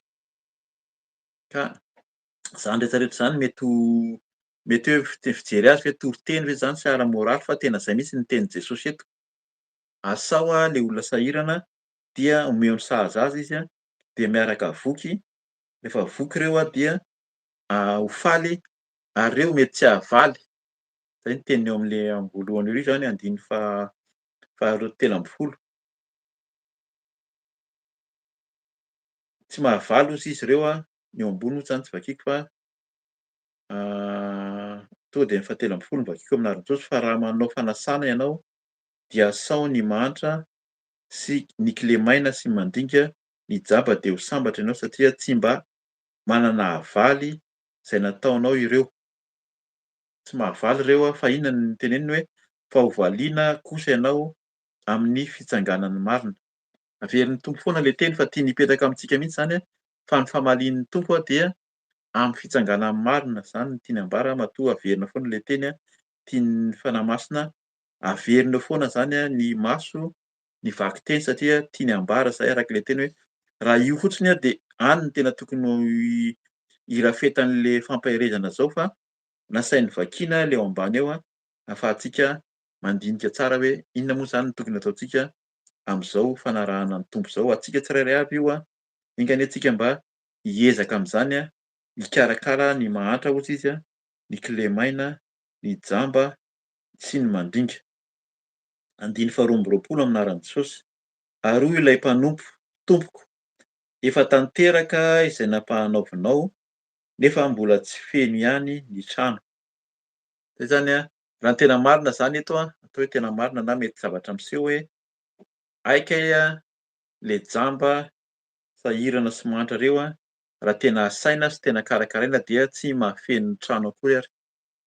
Zany hoe arak'ile teny teo hoe mety ho vitantsika tsirairay avy ihany a no tena mikarakara ny firenentsika malagasy moa zany tsika miteny gasy eto a, raha tena mifandrombana indrindra antsika kristianina mba hikarakara ny sahirana, ny mahantra, mandinika, ny kilemaina, ny jamba satria tsy mahafeno ny trano zay nanasana. Zay indray zany a matetika ary mba tsy ho am'zay tsika zany a, matetika ny fiaraha-mivavaka na atao hoe fiangonana dia mandà mihitsy rehefa tonga raha tena hoe raha hiditra ao amin'ny fiaraha-mivavaka ao ny olona sahirana sy manitra maloto de sakanana. Za zany eto a dia mahazoko atao zany mijovo olombelona satria niainako izy tam'zany mbola tanora tany Madagasikara efa ataoko hoe efapolo taona mahery nisian'izany a, fa tena tanora zany tena de faly hoe nde mba misy fiaraha-mivavaka miroborobo hony ato, de nandeha mbola le manao fitafiana zay fitafiana tanora atao hoe tsy mendrika, de noho ny tonga tao de andeha hiditra fa nisakana an'le mpanompon'Andriamanitra teo am-baravarana mihitsy hoe tsy mety zao fitafiana se zao fa nisaorana ny Tompo. Tsy haiko na nasainy nandeha niverina ary aho fa za zany tsy nanaiky fa tonga de nisisika tao ihany aho. Fa noho ny taterony aloha de nandinika ihany hoe ndaso zany hanao fitafiana tsaratsara satria ho lavon'ny zareo eto foana aho satria mba te hiditra am'le fiaraha-mivavaka tam'zany. Nefa azo tenenina hoe raha olona tena tsy mahita fitafiana azo soloina zany a, de tsy ho tafiditra mihitsy ve.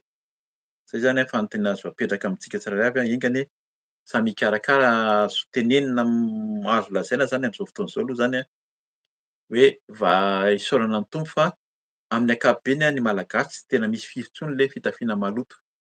Tena matoa izy tena maloto de tena le olona mihitsy indray no efa tsy mieritreritra ny hidio koa mety sarotra ny fidiovana fa any amintsika misy ny fizarana akanjo ary ny akanjo friperia de betsaka mihitsy ary mora, ary ny olona mizara ihany koa.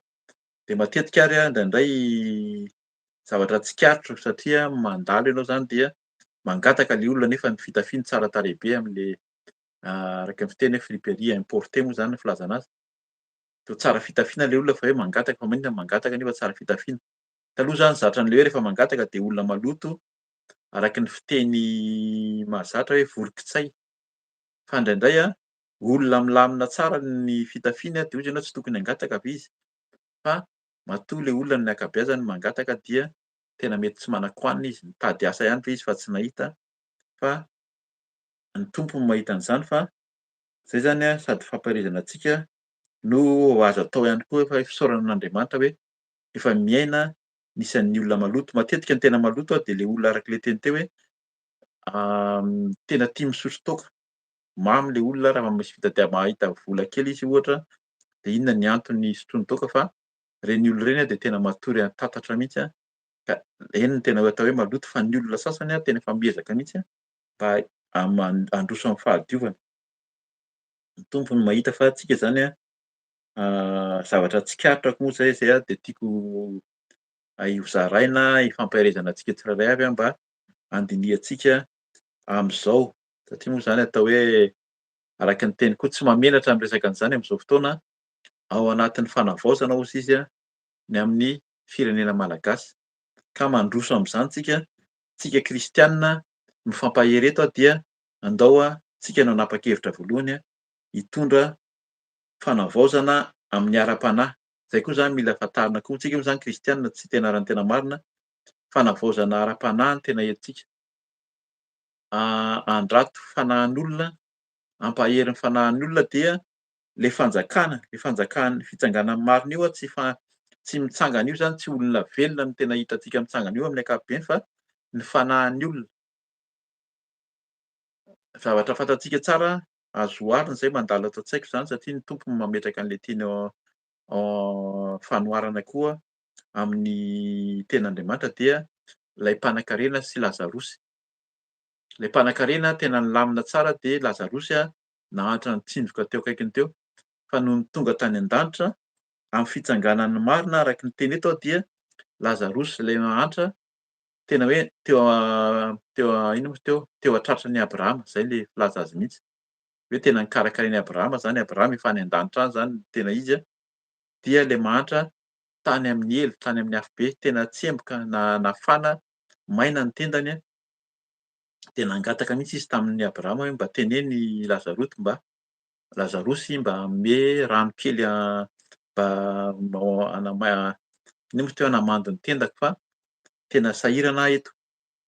De hoy izy Abrahama taminy hoe tsy afaka manao an'izany izy fa zay no anjaranao satria araky ny teny eto zany de nasaina ianao. Misy ny fanasana zay natao taminao hoe tamin'ny mbola fahavelomana de nasaina ianao mba hanatrika ilay fanjakan'ny lanitra, ny fahatsarana, ny fahamasinana, ny fahamarinana nefa nandà. Zao zany any amin'ny elo, any amin'ny afo be no nahazo anazy de nangataka an'izay izy de niteny indray ary izy hoe mba teneno ary le rahalahiko fa misy mbola rahalahiko any ambony tany any mba teneno Lazarosy mba hiteny hoe miovana reo. De mbola tenin'i Abrahama tam'zany hoe efa misy olona any, ka mpitory teny mampahafantatra an zareo fa raha tsy mihaino izy de tsy maninona fa ho takanao ihany koa. Ka mampitandrina antsika zany ny tompo sady tsika koa maniraka antsika rahateo hoe mitoria foana ny filazantsara amin'ny olona fa zay sao de adinina amintsika koa zany fa misy ny elo, misy ny afo be ary misy ny lanitra. Ka rehefa tonga any amin'ny elo any le olona de ho sahirana any fa anjarantsika koa zany no mampahery ny olona mba tsy ho any amin'ny elo, tsy ho any amin'ny afo be fa mba hahita ny lanitra tokoa. Dia zay le izy andiny faharoa amby roapolo. Very kely zany amin'ny anaran'i Jesosy ary ilay mpanompo ary hoy ilay mpanompo: "Tompoko efa tanteraka zay nampanaovinao nefa mbola tsy feno ihany ny trano." Zay zany izy tsy tena mahafeno tsy tena manahirana loatra zany tsy mahafeno trano ny olona sahirana io zany araky ny fiteny teo fa inona ny tohiny? Dia hoy ny tompony amin'anaran'i Jesosy tamin'ilay mpanompo: "Mandehana ho eny amin'ny lalambe sy ny sisim-boly ka tereo ny olona hiditra mba ho feno ny tranoko." Zay zany Jesosy moa zany io fanoharana io ny amin'ny fanjakan'ny lanitra, ny trano any an-danitra any ny fahatsaran'Andriamanitra tena terena. Le mpanompo zany antsika le mpanompo. Zay koa zany mila miverina matetitetika hoe le mpanompo nirahana foana, nirahana foana. Jesosy no maniraka antsika dia tsika mpanompo. Mpanompo zay ny fidanan'i Jesosy ny mpianatra na zay olona mpanaradia azy de manompo an' Jesosy tsika. De indray le asa fanompoana tsy mora fa tena irahana, mandeha any amin'ny mahantra, any amin'ny sisim-boly any any akodaota, any amin'ny zavatra manahirana io eny an-dalambe no mitory any amin'ny sisim-boly dika zany tsy tsy lalana mora koa indraindray fa misy iraka zay omen'ny tompo antsika, zay mpanompo hozy izy, dia tereo. Zay zany matetika no asa omen'ny tompo antsika koa. De indray rehefa mitory de misy olona miteny hoe mafy le izy na hoe nareo koa de efa manery, ohatra hoe maninona no terenao ohatran'izany zay fa zay nga tsy manana ny safidiny koa. Fa zay le izy arak'le teny teo raha olona manan-katao izy de ny tompo no mahita anazy. Mbola manana fialan-tsiny izy de araky ny tenintsika teo hoe valabila ve sa tsy valabila. Hoe tena mitombona sa tsy mitombona ny fialan-tsininy fa ho an'le olona sahirana zany efa ao anatin'ny fahantrana, ao anatin'ny eny amin'ny sisiny eny mijorojoro arak'le tenintsika fa mandry atatatra dia aika ireny mila terena ihany koa kay. Any zany mety misy fanerenana satria fantatra fa efa ao anatin'ny fahasahiranana, ao anatin'ny fahantrana le olona de fantatra mihitsy hoe ao am' Jesosy teniny zany any amin'ny Jaona 4:26 raha ny zanaka no afaka anareo de ho afaka tokoa nareo. Tena omeny fahafahana antsika de terena le olona fa hoe ampahafantarina hoe tsara anie ity Jesosy ity manome anareo ny sahaza, andao fa misy fanasana be da be tsara ny trano ao amin'ny tranon'ny tompo ao fa omeny sakafo zaza ianao fa vonona ny sakafo. De arak'le teny teo hoe tamin'ny fahatandroana mbola tao anatin'ny fahasahiranana de ny tompo ny fanahy masina moa zany tsisy afaka manantona akory izy ny Jesosy raha tsy efa natao miray fa isaorana ny tompo fa mba hanatsony koa zany ny tena dia tafiditra tao amin'ny fanjakan'Andriamanitra, lasa zanak'Andriamanitra, tsy mamelatra zany fa zany mihitsy ny tenin'ny tompo hoe lasa zanak'Andriamanitra tsika noho Jesosy. De lasa zanak'Andriamanitra dia faly mizara. De indray misy zany misy olona foana hoe fa nahoana no zay foana no toriana eto fa hatramin'ny tena hoe nanorako tena ho an'ny tompo dia tena hita mihitsy zany araka ny teny. Zay zany no tena teny fomba fiteny amin'izao fotoana izao moa zany hoe voizina, novoizina tany amin'ny famangina tany Madagasikara hoe andao fahatarina ny olona mihitsy fa hoe tenin'i Jesosy mihitsy zany na tenin'ny mpanompon'Andriamanitra hoe ataoko ho hitan'ny olona mahasamy hafa manompo sy ny tsy manompo anahy. Zay zany azontsika raisina mihitsy zay hoe andao mba tena ho hitan'ny olona satria le olona zany tsy mahafantatra hoe tsara anie ity Jesosy ity, misy fanasana lehibe eo fa mba rehefa mandray am' Jesosy de hoe tena mba atao ho vitan'ny olona hozy izy, ataoko ho hitan'ny olona mahasamy hafa manompo sy ny tsy manompo ka engane ho tanteraka amintsika izany amin'ny ara-panahy aloha voalohany indrindra.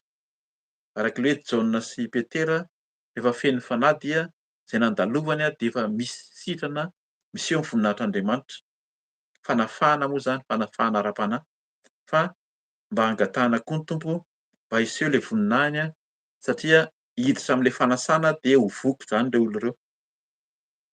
Tsy ho sahirana intsony tsy hahantra intsony fa mety ho sitrana mihitsy raha hatramin'ny kilemany sy ny fahajambana satria hoe jamba terena fotsiny le olona zany hiditra ny olona manjenjeny eny an-dalana eny, eny sisin'ny tamboho eny eny an-dalambe de terena. Tena zay mihitsy hoe tena misy zavatra tsara ao am' Jesosy eo, zay no tena tiany tenenina. Tsara ty amiko aty. Tsika mahafantatra zany de vao mahita mihitsy hoe Jesosy tsara, mpanao tsara, ilay Jesosy mpiandry tsara, Hitantsika amin'ny fahatsarany filazantsara fa reny olo reny tsy mahafantatra de kaila izy mila terena ihany indraindray.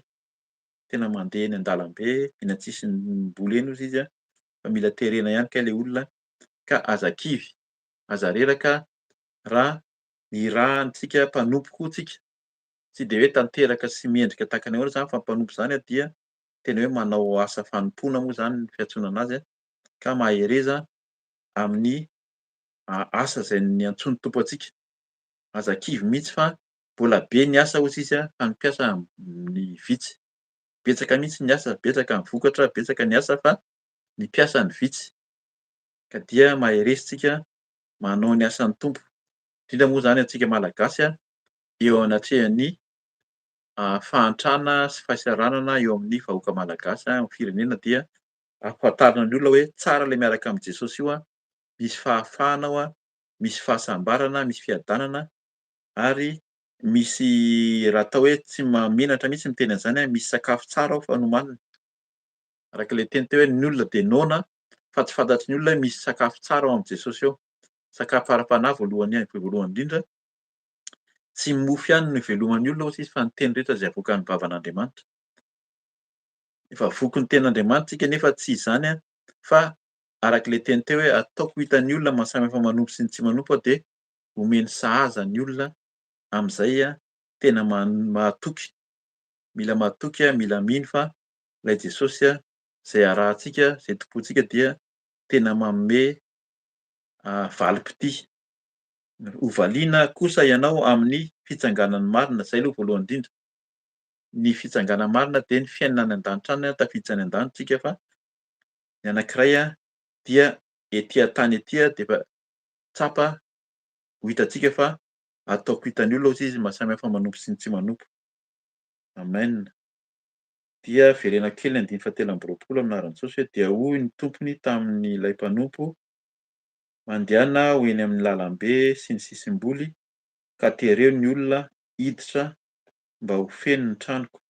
Mila fenoana zany ny tranon'Andriamanitra, ny tranon'ilay mpanasa de Jesosy moa zany manasa antsika. Andiny fahaefatra amby roapolo amin'ny anaran'i Jesosy fa lazaiko aminareo tsy hisy hanandrana nahandroko ireny olona nasaiko ireny na dia iray akory aza. Zany mampatahotra zany asain'ny olona daholo zany ny asain'ny tompo daholo ny olona tsirairay avy fa aika tena inona moa izy teo? Misy arak'ilay teny teo hoe ny 50 isan-jato ny olona nasaina na ny olona efa miaraka amin'ny tompo dia tsy hanandratra an'ilay tsy hanandrana ny tena hoe sakafo tsara zay omanin'ny tompo any an-danitra any. Hamarana antsika ny tenin'Andriamanitra ifampiarezantsika dia ao amin'ny Apokalipsy toko 7. Io zany de ny Apokalipsy araka ny fantatsika de tena fanambarana ny amin'ny fanjakan'ny lanitra.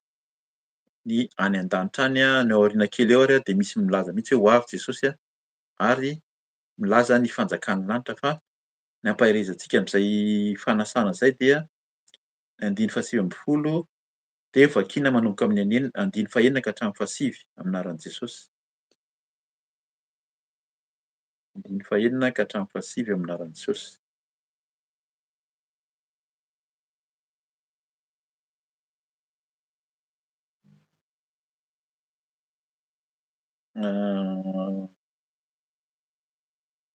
Andasy fa vakiako ihany ny andiny fahaefatra. Tonga de raisina amin'ny andiny fahaefatra mba hitantsika tsara an'ilay tenin'Andriamanitra zany Apokalipsy toko fahasivy amby folo manomboka amin'ny andiny fahaefatra amin'ny anaran'i Jesosy.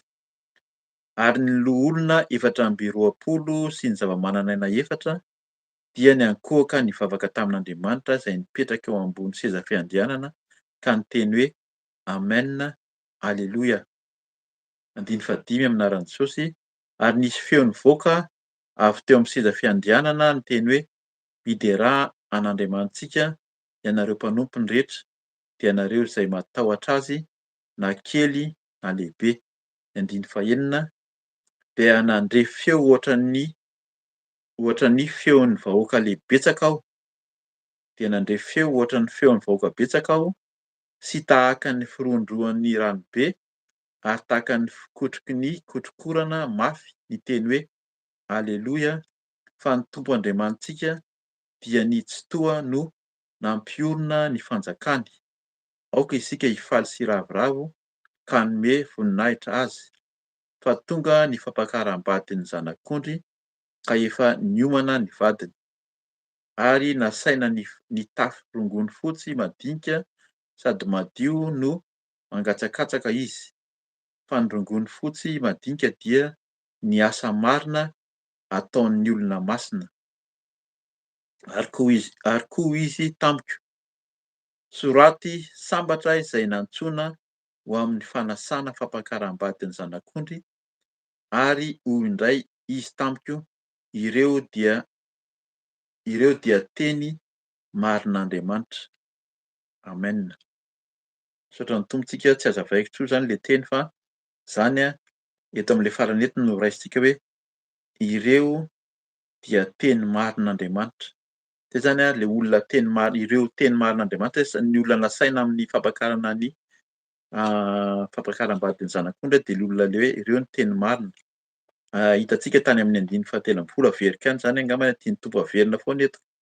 Ny 9:17 amin'ny liko toko 17 hoe aminaran'i Jesosy, fa raha manao fanasana ianao dia asao ny mahantra, ny kilemaina, ny mandringa, ny jamba, dia ho sambatra ianao satria tsy mba manana valy izay nataonao ireo, fa ho valiana kosa ianao amin'ny fitsanganan'ny marina. Amen. Zay zany manazava tsara ny teny zay ao amin'ny Apokalipsia zay vao nivakiantsika teo, fa zay no tiany Tompo ataontsika zany mba hiasa aloha voalohany indrindra sy hijoro hanambara ny tenin'Andriamanitra, hiantso ny olona hiditra amin'ny fanjakan'Andriamanitra. Ary raha averina kely izy de hoe tsy mifanjaka ny etỳ an-tany, zay no tena tiany Tompo hidirantsika zany ho an'ny kristianina zay manara-dia azy, fa ny fanjakana any an-danitra, ka any no misy ny fitsanganan'ny marina, de any an-danitra any ny Tompony efa manomana fety sy fanasana lehibe ho antsika. Engany antsika mba samy tafiditra mba tsy le dimy adala ka ho voahidy any amin'ny elo, any amin'ny afo be, any amin'ny farihin'ny rehetra afo, fa le endry hitahiry solika, tena hoe nijoro hatramin'ny farany amin'ny fahamasinana sy fahamarinana. Na ela ary, mbola ela vao hoe ho avy, hoe mbola tsy avy foana Jesosy zany, aiza foana izy fa mila maharitsika. Mety misy niara-natory ireo samy rendremana, fa tehirizo ny solika ny fahamasinanao, fa raha tena ho tonga ny Tompo, anisanao ampakarina ve tsika ary tafiditra amin'ny fanasana sy ny toerana zay vomanina antsika ao an-danitra ao, ka dia mahireza tompoko.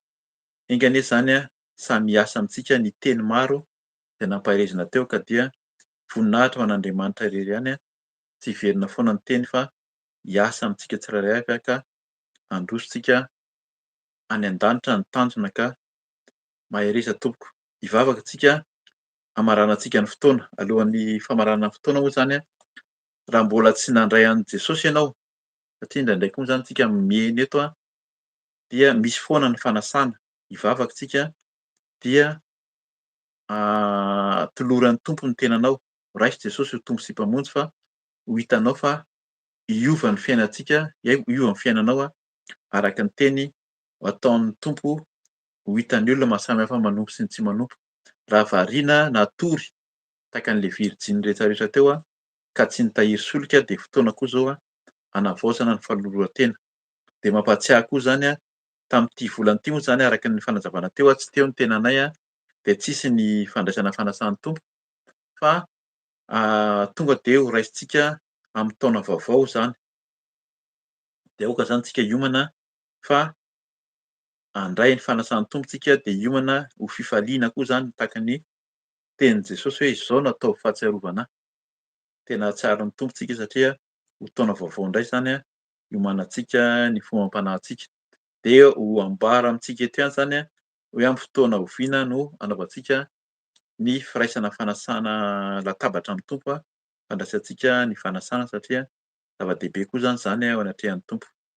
Dia hivavaka tsika sady hamarana ny fotoana no hivavaka raha mbola tsy mahay zany indraindray zany tsika tsy mahay tsy zatra dia ny vavaka dia resaka tsotra tao anatrehan'Andriamanitra ka afaka manaraka ianao zany raha vonona raha zao vao hoe handray ny tenan'olo-tena ho an'ny tompo dia ny fanavaozana fanoloran-tena koa zany tohizantsika amin'izany hivavaka tsika tompoko. Eny ry Andriamanitra ray zanaka fanahy masina, ianao tokoa ilay Andriamanitra tsara, manao ny tsara ary mikarakara anay isan'andro. Raha naheno ny teninao izay Tompo dia tsapa fa tsy mora ny manao ny asa satria ianao maniraka anay mpanompo voalohany indrindra mba hiantso ny olona rehetra n'iza n'iza etỳ amin'izao tontolo izao hiditra amin'ny fanjakanao, amin'ny fanasanao, anao manasa anay ny amin'ny zavatra tsara any an-danitra any. Ny fanjakan'ny lanitra zany no anasanao anay satria misy sakafo tsara, sakafo ampy ary efa vonona zany Tompo ka dia tianao izay ho hiditra kanefa izahay matetika no mandà, izahay matetika no mierikerika ary matetika miala tsiny mahita hevitra hialana ny amin'ny fanasanao. Eny Tompo ny angatanay koa dia mba hampio izay hanambara tsy ho menatra, tsy hatahotra fa araka ny teninao tao dia tianao ary indraindray manery sy miantso ny olona hiditra amin'ny fanjakana ka dia hampio izay Jesosy hijoro hazoto hahery hatramin'ny farany fa ianao ilay Andriamanitra tsara ary ianao mpanao ny tsara, ianao mpanafaka, mpanasitrana, mamindra fo koa ianao, mamela heloka ka dia izany tokoa. Raha misy vonona eto Jesosy ankehitriny maheno ny teny, maheno ny fampaherezana ka vonona handray anao ho tompo sy mpamonjy dia inoa ny vavaky ny mpanomponao. Aoka isika hanaraka izao vavaka fo izao zany raha izao ianao vao mandray an'i Jesosy ho tompo sy mpamonjy. Eny Jesosy tia anaiky anao ho tompo sy mpamonjy, manasa ahy ianao androany ka raiso aza mijery tokoa ny fahalemeko, ny fahotako, ny fahantrana, ny fahalotoko na ivelany na anatiny fa raiso aho Jesosy mba ho zanakao manomboka izao ka dia afao leranao soa, hanadio tokoa, hanavao ary hanova ny fo vato ianao mba tena ho fonofo. Dia misaotra satria tsy mijery ny fahalemen'ny olona ianao fa mamela heloka isan'andro ka dia mba tianay Jesosy, tiako raha ho tafiditra ao amin'ny fanasanao, amin'ny fanjakanao any an-danitra any ny tena sy ny fanahiko.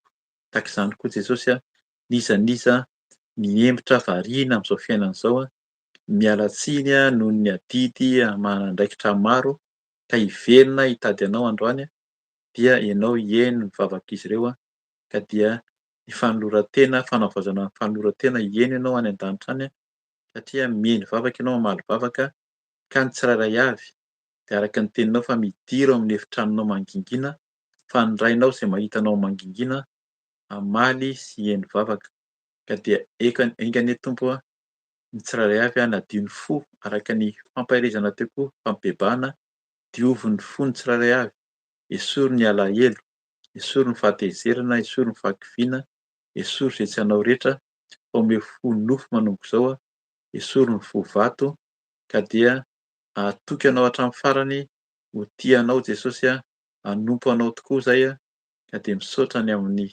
valim-bavaka ny fitehirizanao anay mba hiditra eo amin'ny hideranao amin'ny voninahitra amin'ny seza fiandenanao any an-danitra any ka dia raiso izay Jesosy fa mila anao foana hampaherezo, tehirizo ary fenoany fanenao masina mba ianao ny handolalana sy hitari-dalana anay. Misaotra ny amin'ny fotoana androany, misaotra satria ianao miasa tsisy mahasakana, tehirizo izay Jesosy ary hamarino ny asanao, hamarino ny izao teny izao voninahitry ka dia misaotra ny amin'ny valim-bavaka, misaotra ny fandaminana ihany koa ny amin'ny ho avy rehetra, ny amin'izao asa fanompoana izao aoka ny sitraponao ny tanterahanay foana hatramin'izao komandak'izay. Dia maro ny tsy voatakay raha ny tena marina tsy mahay mivavaka izay Tompo tsy mahay mangataka fa ianao ilay mivavaka andro aman'alina eo anatrehany iray mametrahana izany mivavaka izany ary hameno izany araka ny sitraponao fa ny dera sy ny haja kosa ny voninahitra dia atolotra ianao irery ihany ilay Andriamanitra iray Jesosy Kristy Tompo ilay fanahy masina ilay tompo fahefana rehetra hatrany an-danitra ka hatrety an-tany. Ianao ilay masina, masina, masina tompon'izao rehetra izao, endriky ny voninahitra amin'ny tany rehetra. Alleloia, amin'ny anaran'i Jesosy Kristy. Amen. Amen. Dia misaotra ny tompontsika tanteraka ny fotoanan'io dia mampahery antsika zany hifampizara ary hizara koa raha fantatrao fa nampahery anao ny tenin'Andriamanitra dia zarao fa tena tsara zany. Betsaka ny araka ny tenin'ny mpanompony teo, misy ny vidéo fijona vavolombelona maro, efa maromaro ihany na fampahirizana tahaka izao koa zany isaky ny sabotsy ka raha hitantsika hoe mampahery tsika zany tsy dia tena manao an'ilay hoe like araka ny fiteny, fa anjaran'ny tsirairay avy no mahafantatra hoe tiako zaraina zany satria nandresy lahatra koa ka dia mahereza raha sitrapon'ny tompo zany dia mbola mihaona indray tsika amin'ny sabotsy heriny tahaka izao amin'ny 7 alina aty Eropa. Voninahitra ho an'Andriamanitra irery ihany manao vainomanareo izay mianadahy amin'ny anaran'i Jesosy. Veloma tompoko. Amen.